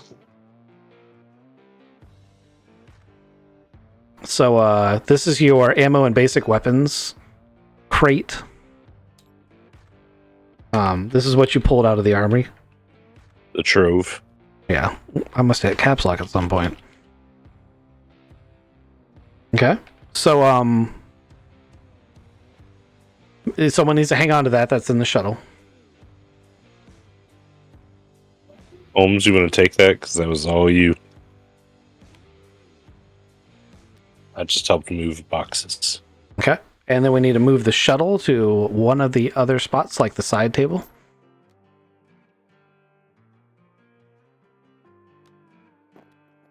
Oh shit, I didn't finish that map. Oh, that's a bad side table to use. Also, someone has had some shenanigans for Tabletop Simulator, which is going to help you out a little bit. I thought it was, but then it glitched. There we go. That's better. Okay, everybody's off the map now, right? I am. Excellent. Okay. I didn't finish the map that I was about to send you to. I just realized it like a second ago. So how do we do this?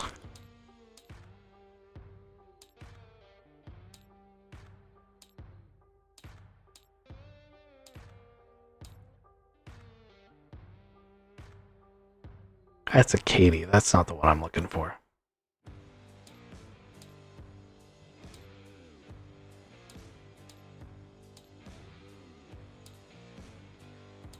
This is how we're gonna have to do it.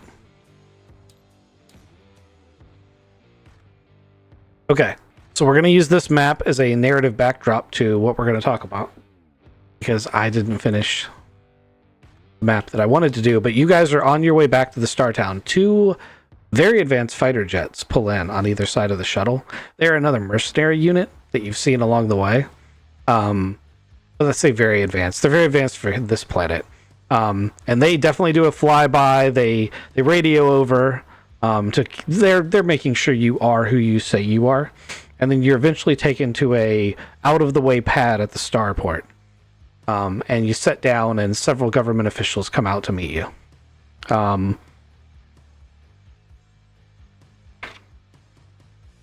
Howdy, boys.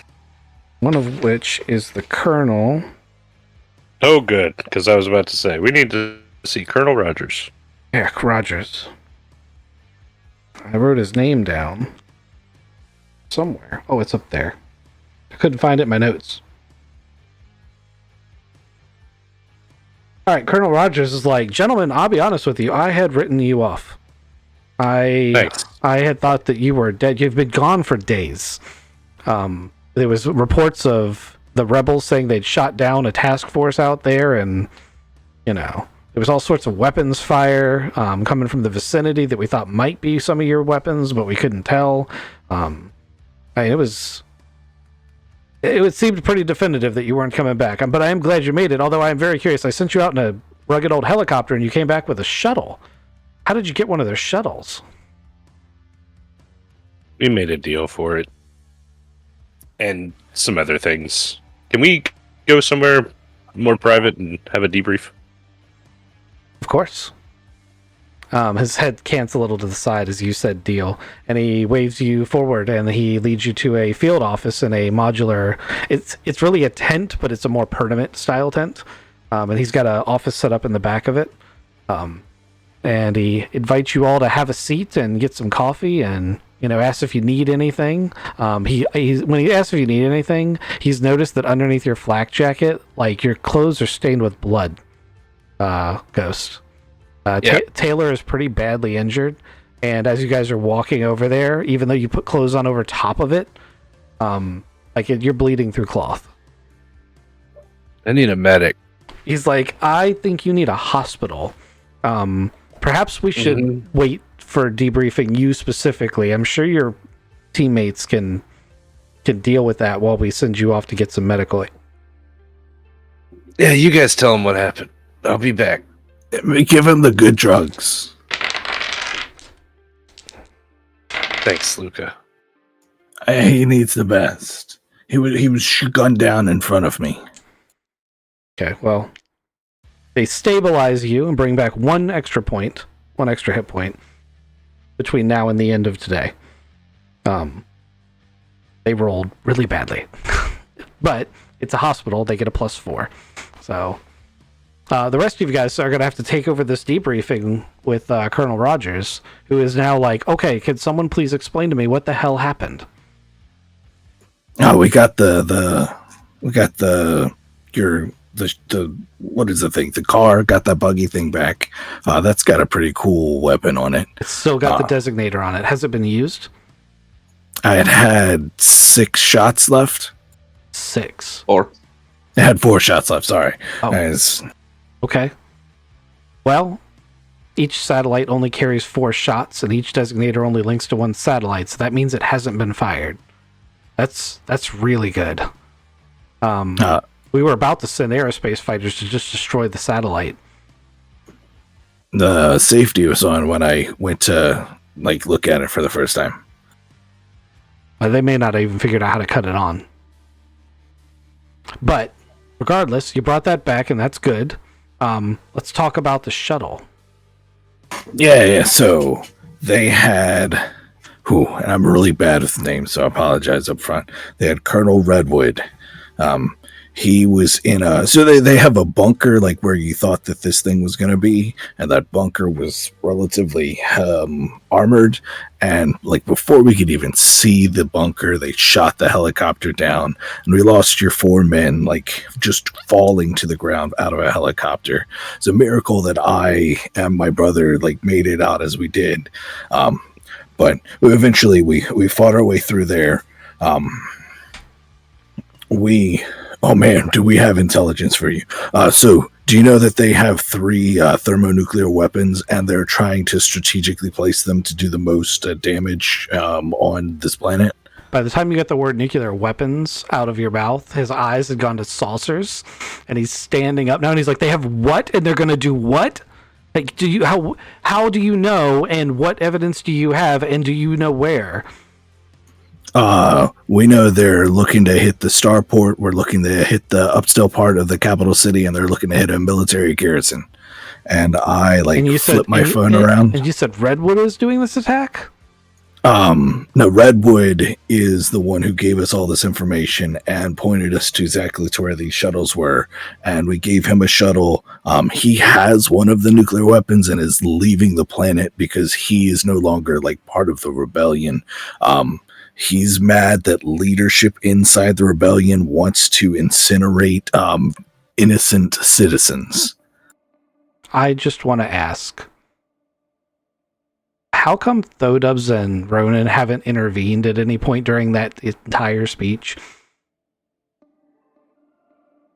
He's a pretty good storyteller.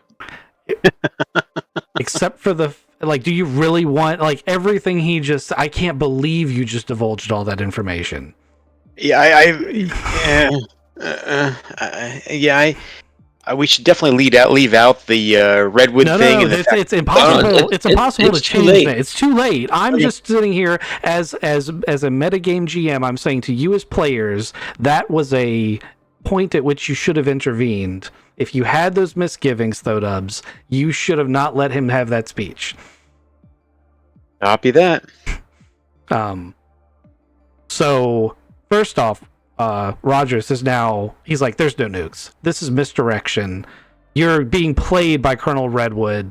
And I cannot believe that you fell for it, or that you could have brought in one of their most famous generals and you let him go with a nuclear device. Like, he's calling in guards.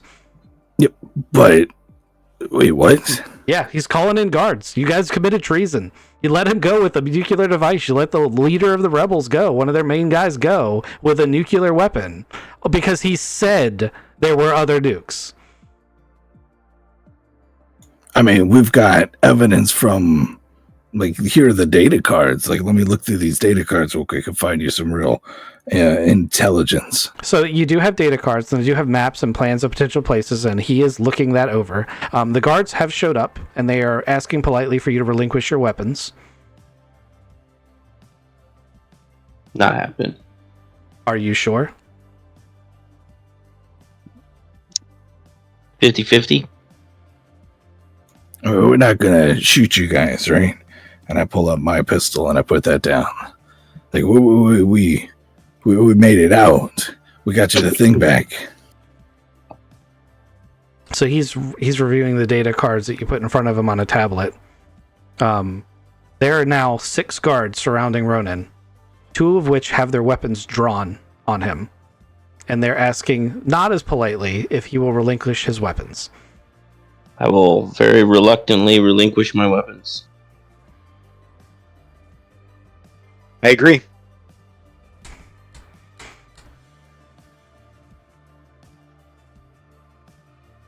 So he finishes analyzing the data, and he pinches his nose, and he's like, okay.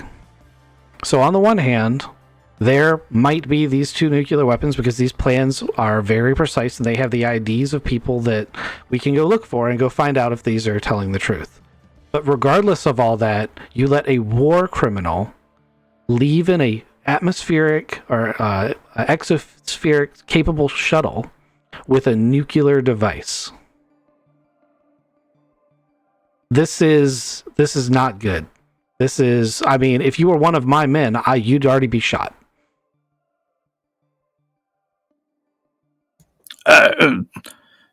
If we shot it, like, he had a dead man's thing the entire time. And if you had shot it, it would have went off in the middle of a desert. Well, not a desert, but a wasteland, a forest that has no strategic value and nothing but rebels in it. We should have sacrificed ourselves for the... I mean, it would have been nice if you didn't have to sacrifice yourself, but if it goes off in a city, how do you think the Judiciary Committee is going to look at that? You wouldn't know about the other 2, and you wouldn't have the buggy. You wouldn't have any of the data back. Yeah, you're in the hospital. You have no idea any of this is happening. It sucks the agency was taken. We do actually have contact information for Colonel Redwood that we do have. Somebody shoot that information. Yeah, somebody shoot Thodubs. Well, I mean, this is the thing. We're gonna get shot and killed here ourselves, or You're in a lot of trouble. But he said if you were one of his men, he would have you shot, and he has softened considerably looking at the evidence. But it is definitely a faux pas. Like, there are things you should definitely say and things you shouldn't have. And I think the lesson to be learned here is you have to think about who you're talking to, because this is not the first time you guys have done this. You guys are actually doing great spying up until the point that you have to make a decision on who to give what info. You had to know that two groups of people that have been killing each other for dozens of years, that are in an all-out war where they're willing to nuke civilians, have a level of hate where they are not looking at it from the same lens you're looking at it. Does that make sense? Don't let me talk. Got it. I thought you did great, except for the amount you divulged. But I just wanted you to explain. I wanted to explain where, like, this colonel, like, he's watched family die to these people. This very leader is one of their best generals. Like, he's personally considered responsible for the deaths of all these men this guy's been. And you just told him, yeah, we just let him go with a nuke. If your roles were reversed, how would you react to that? If someone had killed one of your children and someone let that person go, how would you react?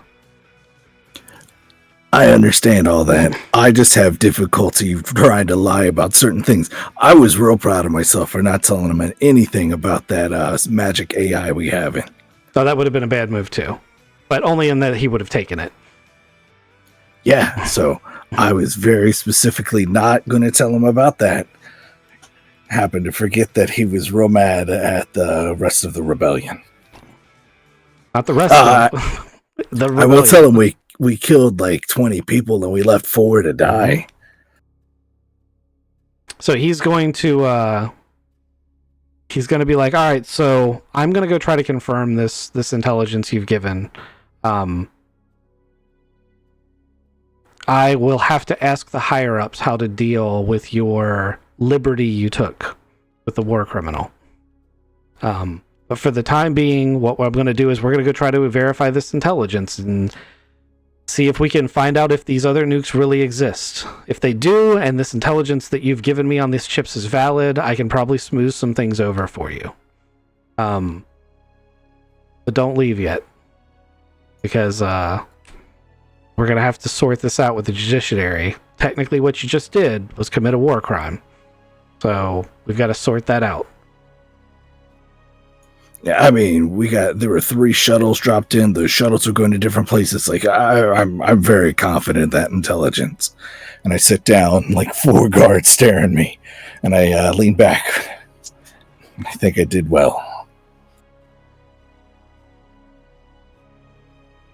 Okay. So he's going to be like, I suggest you go visit your brother in the hospital. Also, I will clear payment for your assignment. And the quartermaster wanted to talk to you about the supplies that came off the shuttle.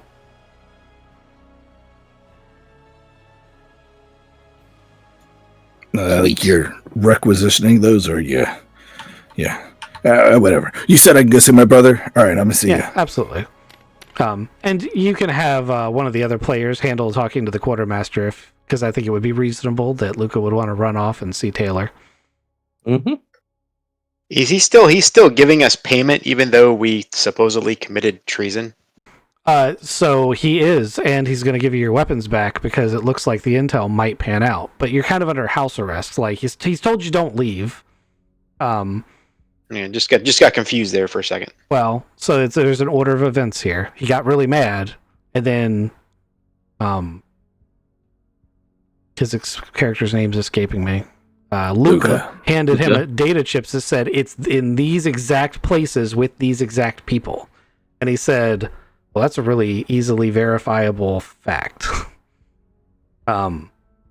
So he's like, I'm going to go verify this fact, because if I can, then you still committed a war crime in the eyes of this government. You let a known quote-unquote terrorist go away with a nuclear device. That is how they see it.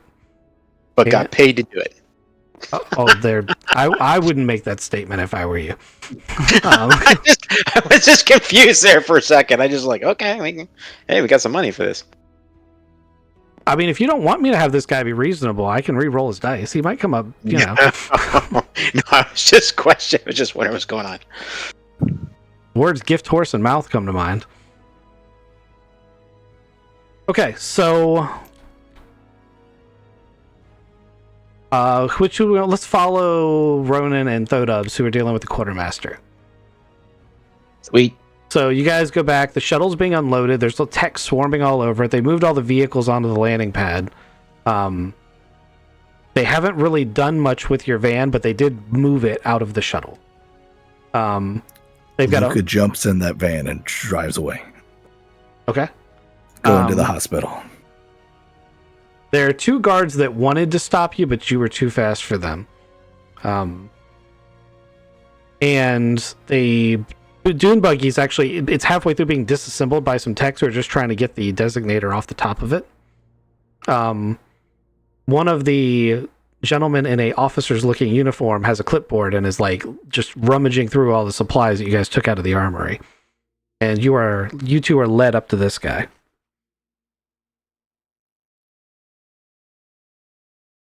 What can we do for you, sir? Oh, are you the gentleman who were part of what was it, Battle Brothers? You brought these Yes, supplies sir. in. I was wondering if you'd be willing to sell them to the cause. Absolutely.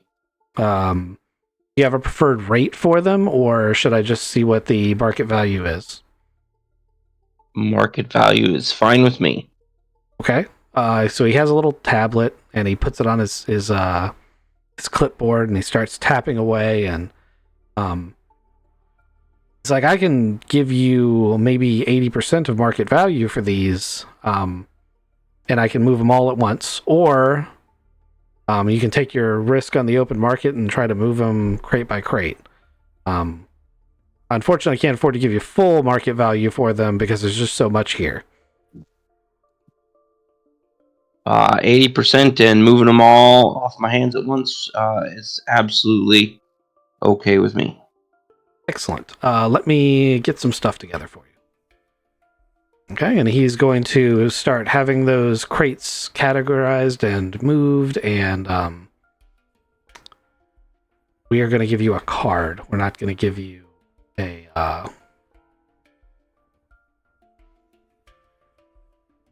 we're not going to give you a stack of bills, because it would be a rather large stack of bills.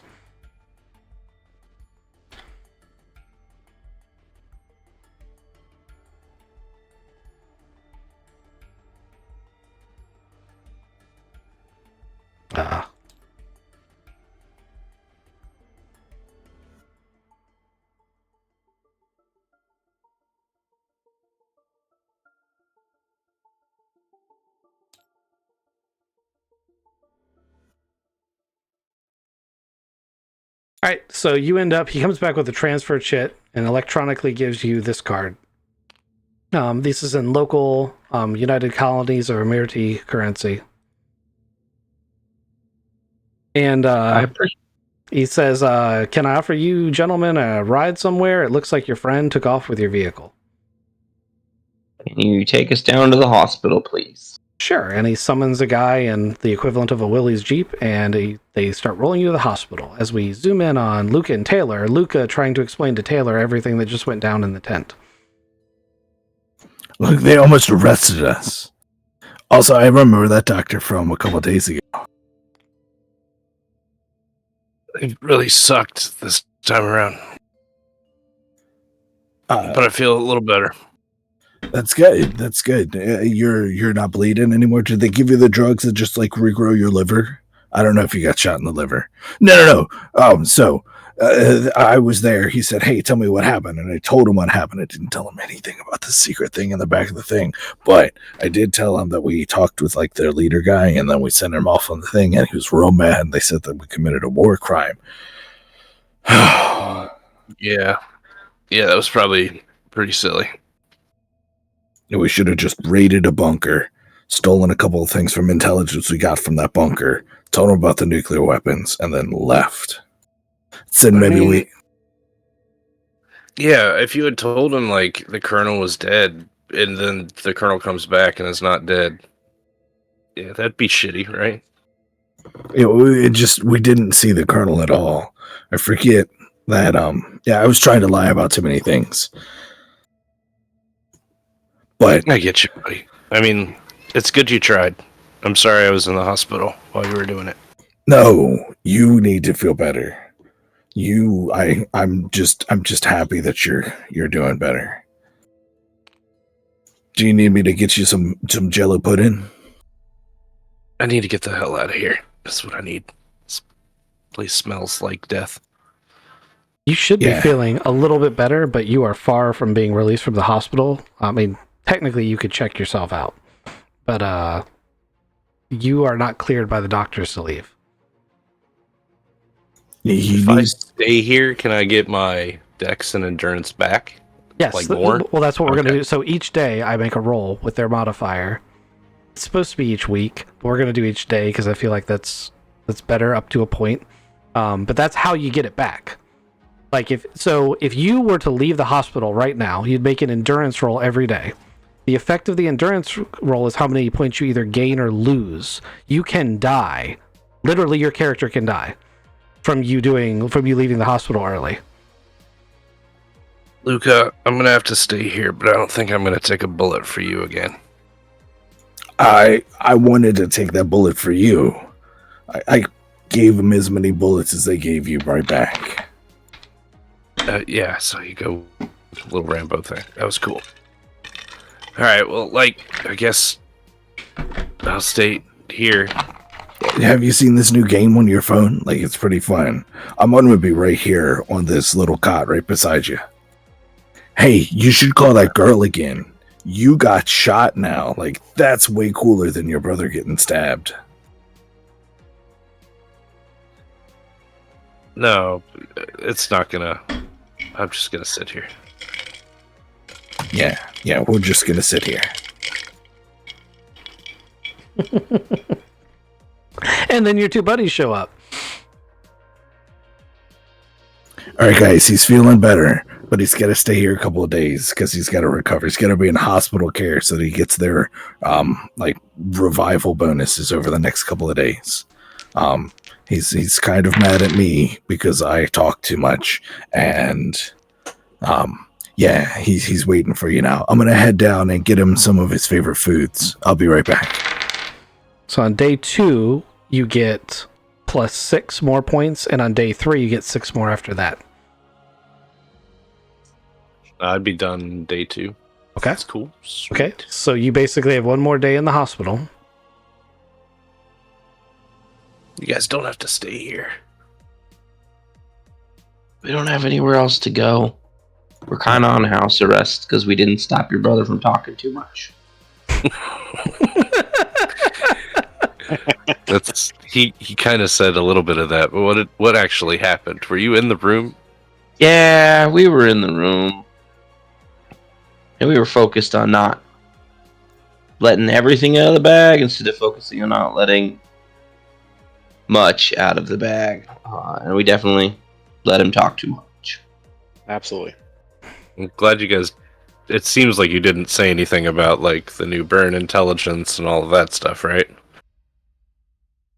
We didn't say anything about it, but we definitely handed over some of the wafers. But I don't think we handed over the stuff with the new Bayern intelligence stuff on it.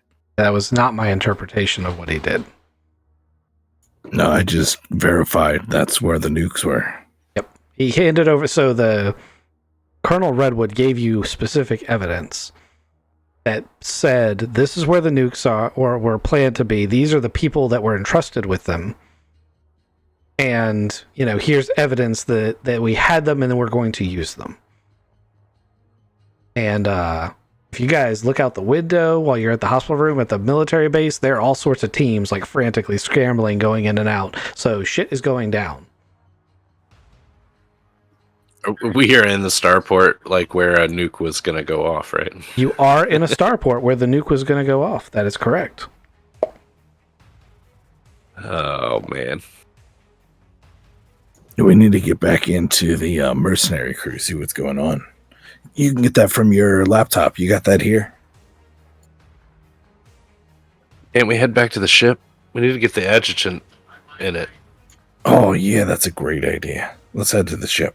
They let you leave now? Yeah, I'm all checked out. I'm good. Feeling better. Okay. Thanks. So that makes it the next day. You guys drive out to where the landing pad where the perfect stranger is, and there is a giant sign in red above it that says "Quarantined Zone, Do Not Enter." And there are armed guards at the entrance to the pad where the perfect stranger's berthed. Is there other ships on the pad, or is it just ours? It's just yours. It's your pad. As you look at the ship, at first it looks like the skin of the ship is moving, and then you realize that there are hundreds of gray creatures, all roosting on top of the ship. The fuck is that? You've seen them before. You shot a bunch of them.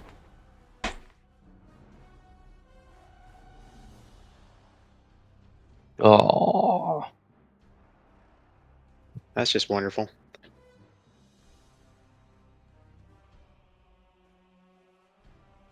What is going on here? You remember when you first pulled into the woods, and there were those cat-like, dragon-like creatures that were coming towards you, and you guys didn't wait to see what happened and just opened a fire with automatic weapons and mowed a bunch of them down? Yeah. Well, that's those creatures that are now hundreds of them roosting on your ship.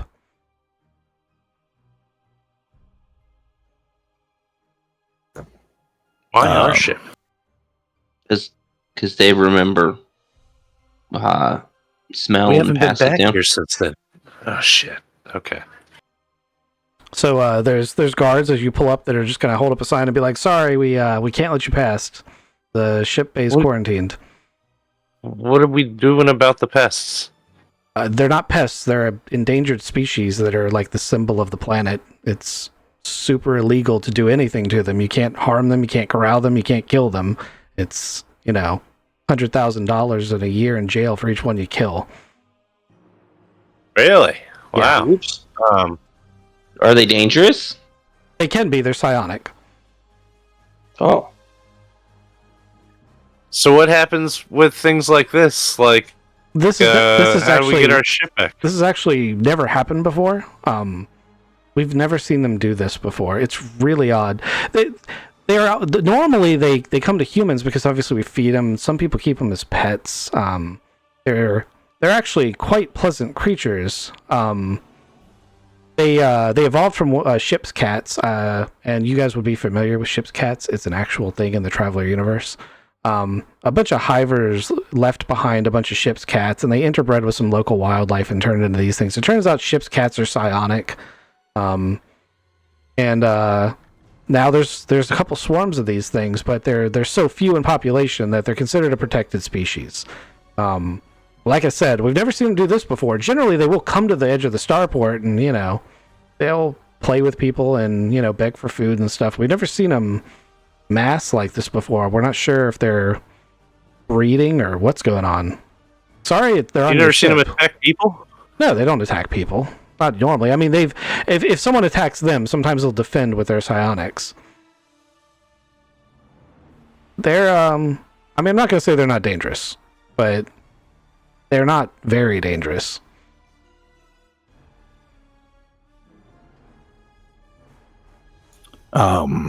Well, let us know when they leave. Yeah, we got some research scientists coming out here to try to study their behavior. It's really, really interesting. Also, your dog loves them. They've been playing with your dog. We were a little worried at first, but they seem to be best buds. They're running all over the pads. We gotta feed him. Yeah, they're So we can't get. they've actually brought him food. Okay. All right, so we can't get to the ship to, do anything. No, it's quarantined.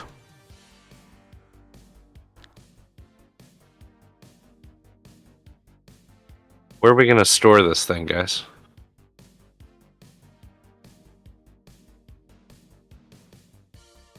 more importantly, is how did we all get to the starport in that thing? Because it can only hold 2. Some people rode on the luggage rack, I guess. I mean, the starport and the hospital are also 6 blocks from each other. So now the starport itself is huge, but they've got public transport.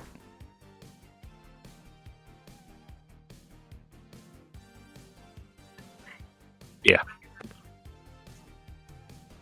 Look how cute and cuddly they are. Does Welly come up to us and give us scrubbies? If you call him, he'll come over there. He's on the pad playing with the griffins.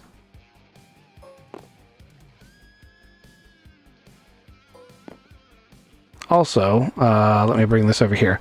This thing that I just put down is a description of a standard ship's cat. If you want to read, that's straight out of one of the Traveler Aid Society books. And that's the creature that these are descendant from.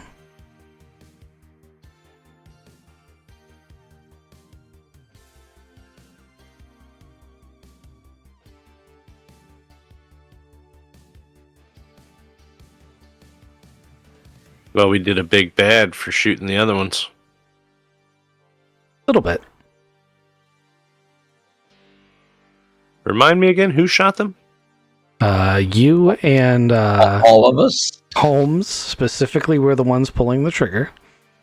And they were running up on us, right? Yes. I remember that. They were running towards you. If you talk to the guard a little bit, I think he already kind of mentioned it. They run towards vehicles all the time because humans feed them. Yeah, got it.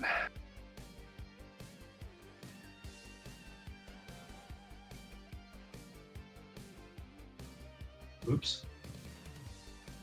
Oops. I think that sums it up nicely, man. We seem to say oops a lot.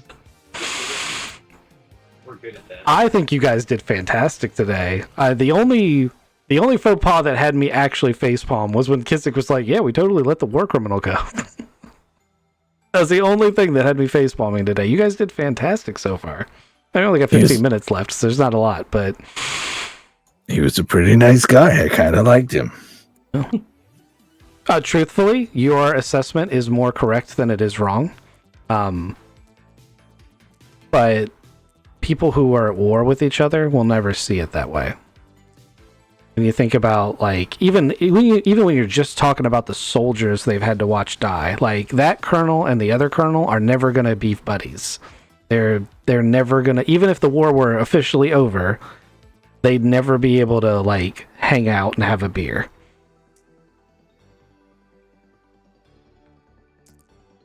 I think he was being very reasonable by being like, no, you've presented me with actual evidence, which it was a very good move to do so, where he's like, I'm going to go confirm that evidence. I have rolled a few things, and how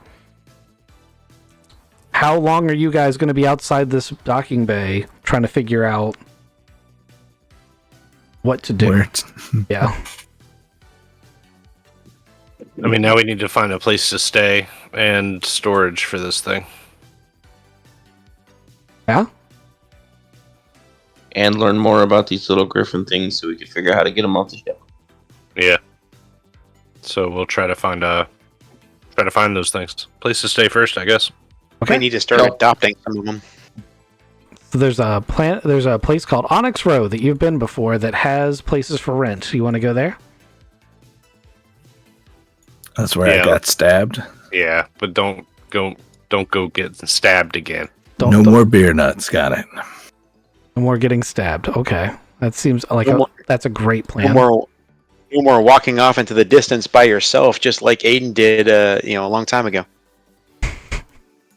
No more following a person by yourself and actively ignoring people saying, please call us so we know that you exist.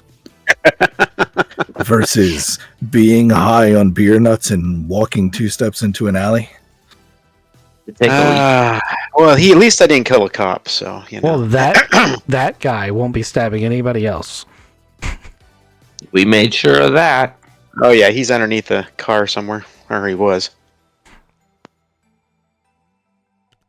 Speaking of which, I need to move that back.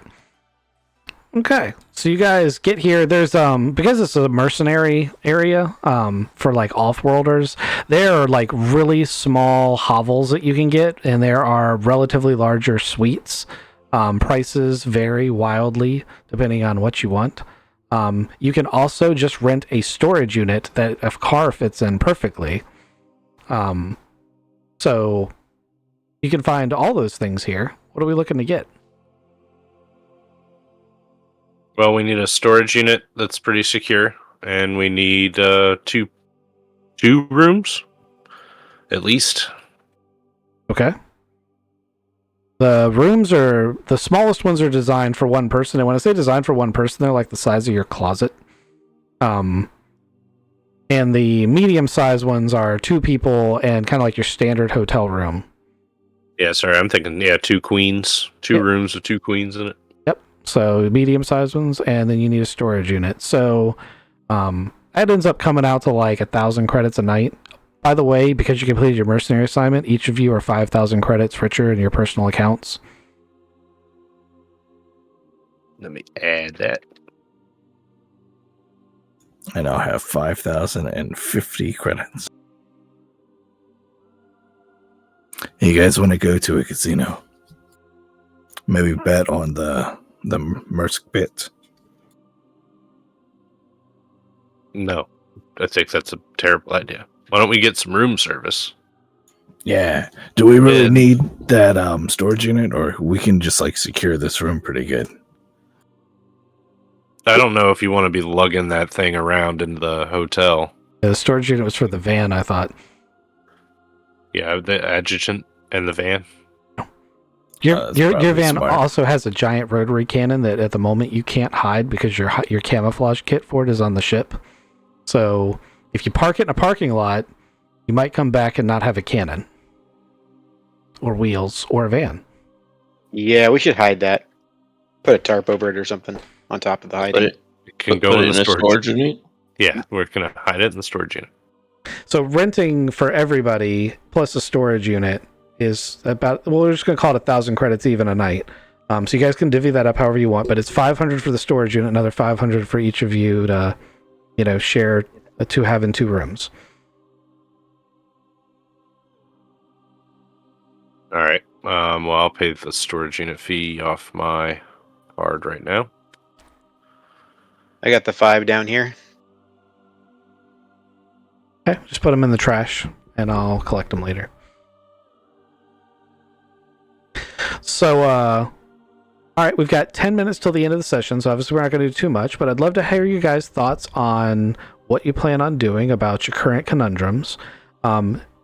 Assuming you're going to stay the whole night and rest and recover, there is going to be a shudder in the middle of the night, and the next morning the news is going to say that a detonation of a nuclear device went off at a bunker located north of the capital. Many government aides were killed, but the government officials who would normally have been there weren't there. It seems the device was set off prematurely, and the heroic intelligence operatives of the local government were able to defuse the bomb in the city moments before it went off next to the Capitol building. Holy shit. So the military garrison, where all the backups were. Damn.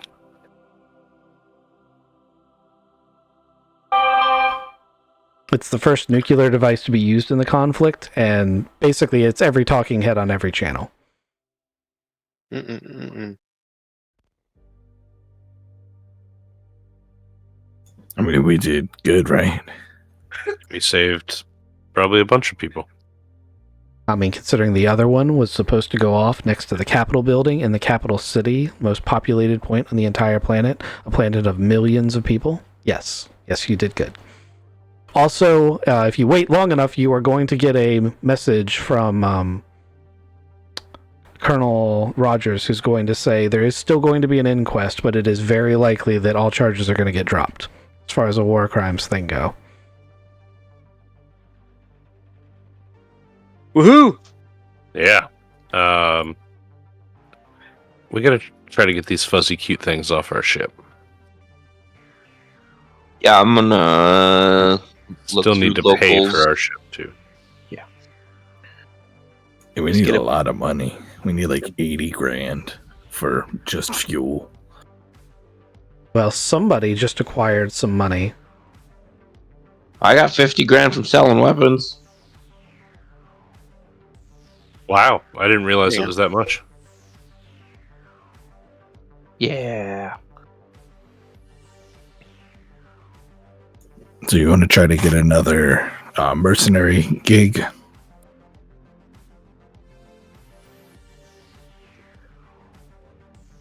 Yeah, I don't mind doing that work, but it's a lot of killing.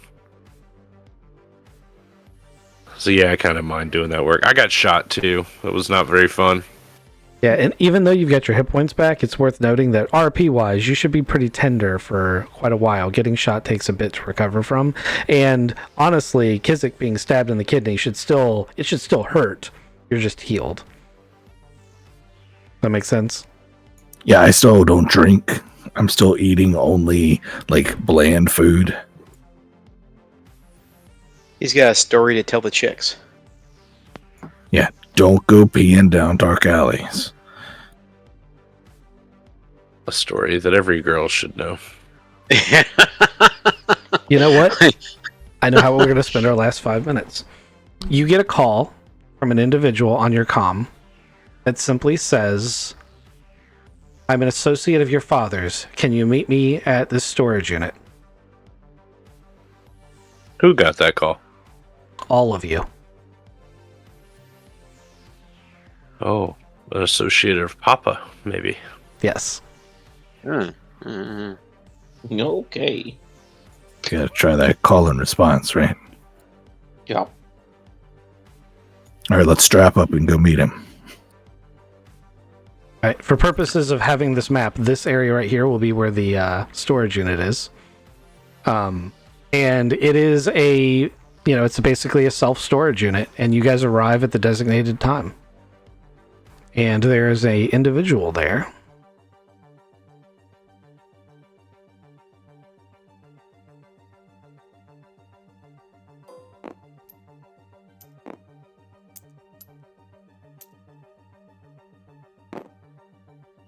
Says, good evening.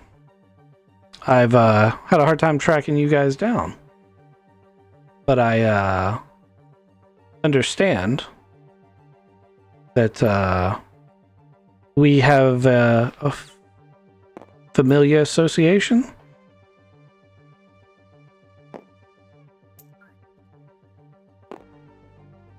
There would be a call and response thing. Is he passed that test already? So I don't know if we established one for other agents, but if you tell me what you want the call and response to be, yes, he would know the thing to say or the thing to respond to if you say it. Okay. Well, I think as long as he, would respond to it the right way. Yeah. Yeah, that seems correct. We have a familial connection. Okay. He also, I want to point out that he would have said it here in person and not over the phone. Right. Okay. He's like, gentlemen, I have some. As you can see, things are coming to a head here in the islands, and we may have to be a bit more proactive than originally believed. And I have a couple of tasks that need to be done. The first one is here, and I could give you further details on it, but you have to understand that it will need to be done quickly, efficiently, and without any evidence that could lead back to any other parties. And the second one is on the planet of Joyce, which is somewhat on your way back home, if I am not misreading your mission assignment. Can I count on you to take care of these two tasks for me? Well, you said one's here and one's on Joyce, but you didn't tell us what they are. No, I did not.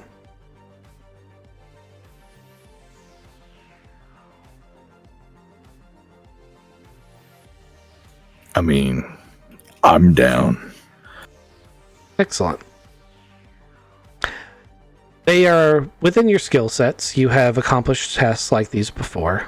We have to just make sure that the political balance is tipped the correct way to, at best case scenario, keep a neutral stance here in the islands. But if war happens, and I think it's very likely that it will, that it goes the way that it's supposed to.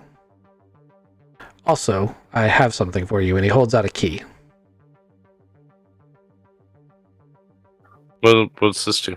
You'll find Unit 7 is in your possession until tomorrow morning, at which point you can do whatever you wish with the contents.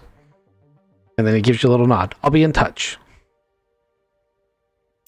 What do we call you? Oh, He He walks off. But if you say that as he leaves, he says, "You can call me Dexter."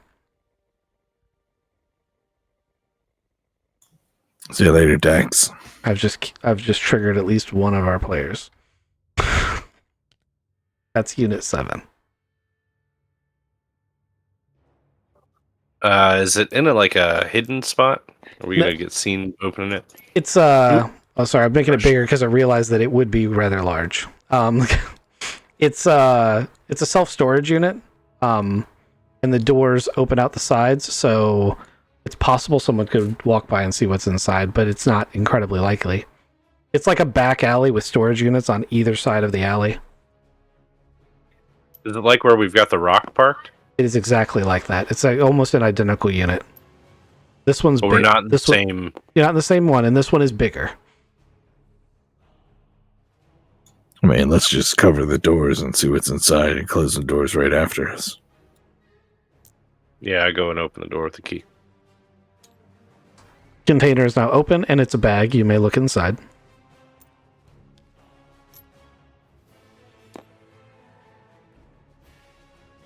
Holy shit! It's a green box. Toys. Do you see this?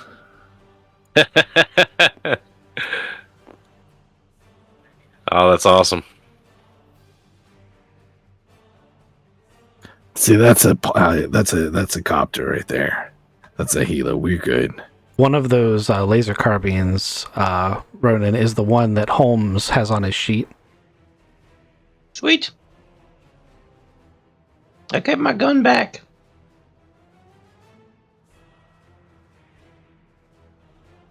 Just so Is everybody. the snub carbine a slug? Yes. Yeah, the only laser weapons are the laser carbines.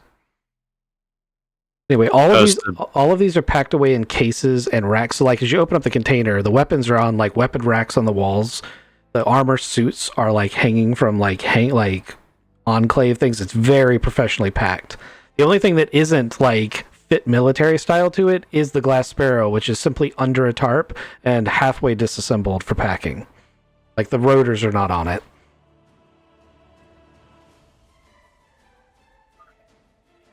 Okay, so we only have a day with this. We gotta unpack this thing, take it to our other storage unit.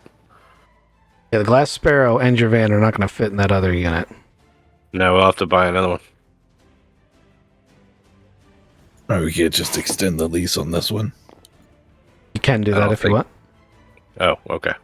It's very expensive, though. So this unit by itself is 2,000 credits. Let's just go to the other one. You can find a place to park the Sparrow, but you might not want to park it on Onyx Row. Yeah, no, not at all.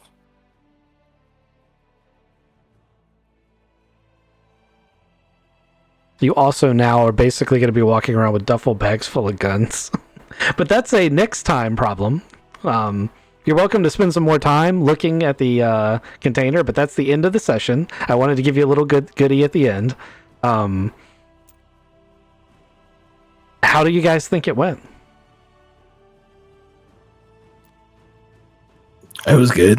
It was fun. I liked it. I think it was a good one. I think it went fantastic. Again, wish I. Every time I talk, I think I do something wrong. It just feels like that. I feel like that way whenever we're playing like Call of Cthulhu or Dresden or any of the other games. So like just to give you a little insight, you did not do terribly.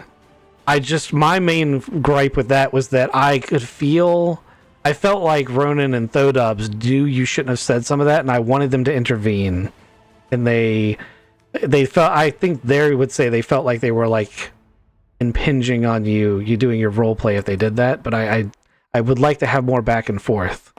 Because So I think next time I gotta tell you to shut up or something like that, Well, or cut you off or something. just like, you don't have to be rude about it, but just like, assert yourself.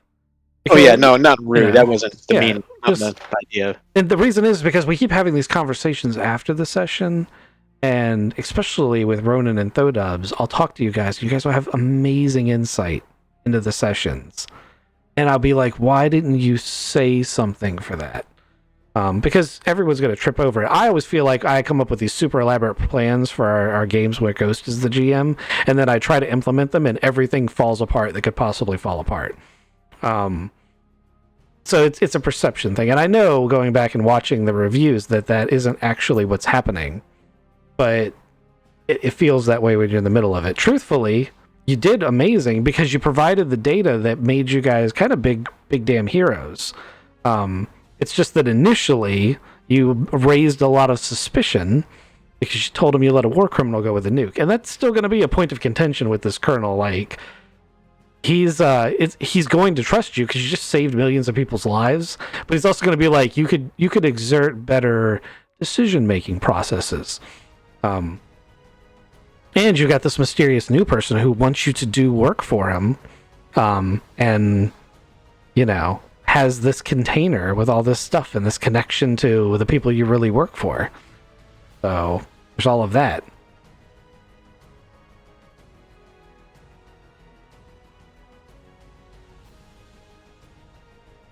Anyway. Yeah, point taken though. I think I'll must try and do better with the whole. I agree. I concur. Like I said, I think you guys did fantastic. I was very impressed with especially early on in the bunker. The problem solving, how you guys figured it out, the fact that you didn't blow yourselves up with that nuke. Your handling of the adjutant, asking the exact, that was actually one of the most impressive parts, was because that guy answers very specific questions in very specific ways.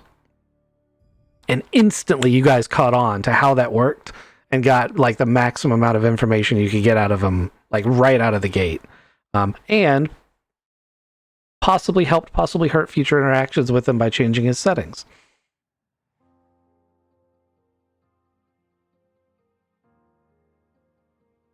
So if Luke is always going to give you that cybersecurity part of things. Oh no, it's somebody else. So the good news is that no one else is going to be able to, come through and read your history of talking with the unit. The bad news is that no one else is going to be able to come through and see your history of dealing with the unit.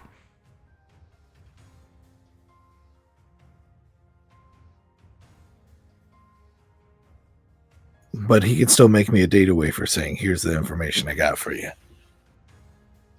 That's a capability, yes. But if you double-edged sword. But if you go do a bunch of analysis that's vital to the party and don't have the ability to basically he can no longer say, hey Taylor, your brother was working on a thing and he went missing and this is probably where you could find him. I knew I should have set up a group. Always use groups. I just implemented zero trust. Yep. And it will work. It's very secure. Anyway. See, I shouldn't talk. Well, no. There was no winning in that scenario, because if you'd left it unlocked, I would have brought someone in and they would have just known your plans because they talked to the unit that can't shut up. Literally can't shut up. So let me save this game.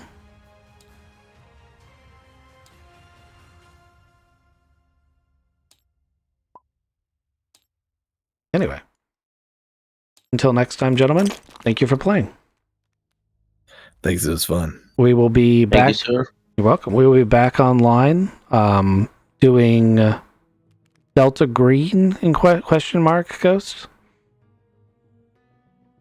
It's Christmas Eve. I'm going to be with my family. Okay, So probably not so Saturday. we will be doing some sort of shenanigans around Saturday, but not on Saturday. And we will be back week after that with Traveler, which will probably put it right around New Year's. So it'll be like New Year's Eve, New Year's. Is everyone going to be good for that? It's the 30th, right? I think so. Look, I'm an old fart. I don't celebrate New Year's. Yeah, it's the 30th. Yeah, I got a birthday party. Probably won't be there. Same here. We'll see. Okay. So we may be doing something else on the 30th as well. Okay. Anyway, it's good to know. Make sure the stream knows. It's important. And I'll see you guys on the stream next time. Thanks.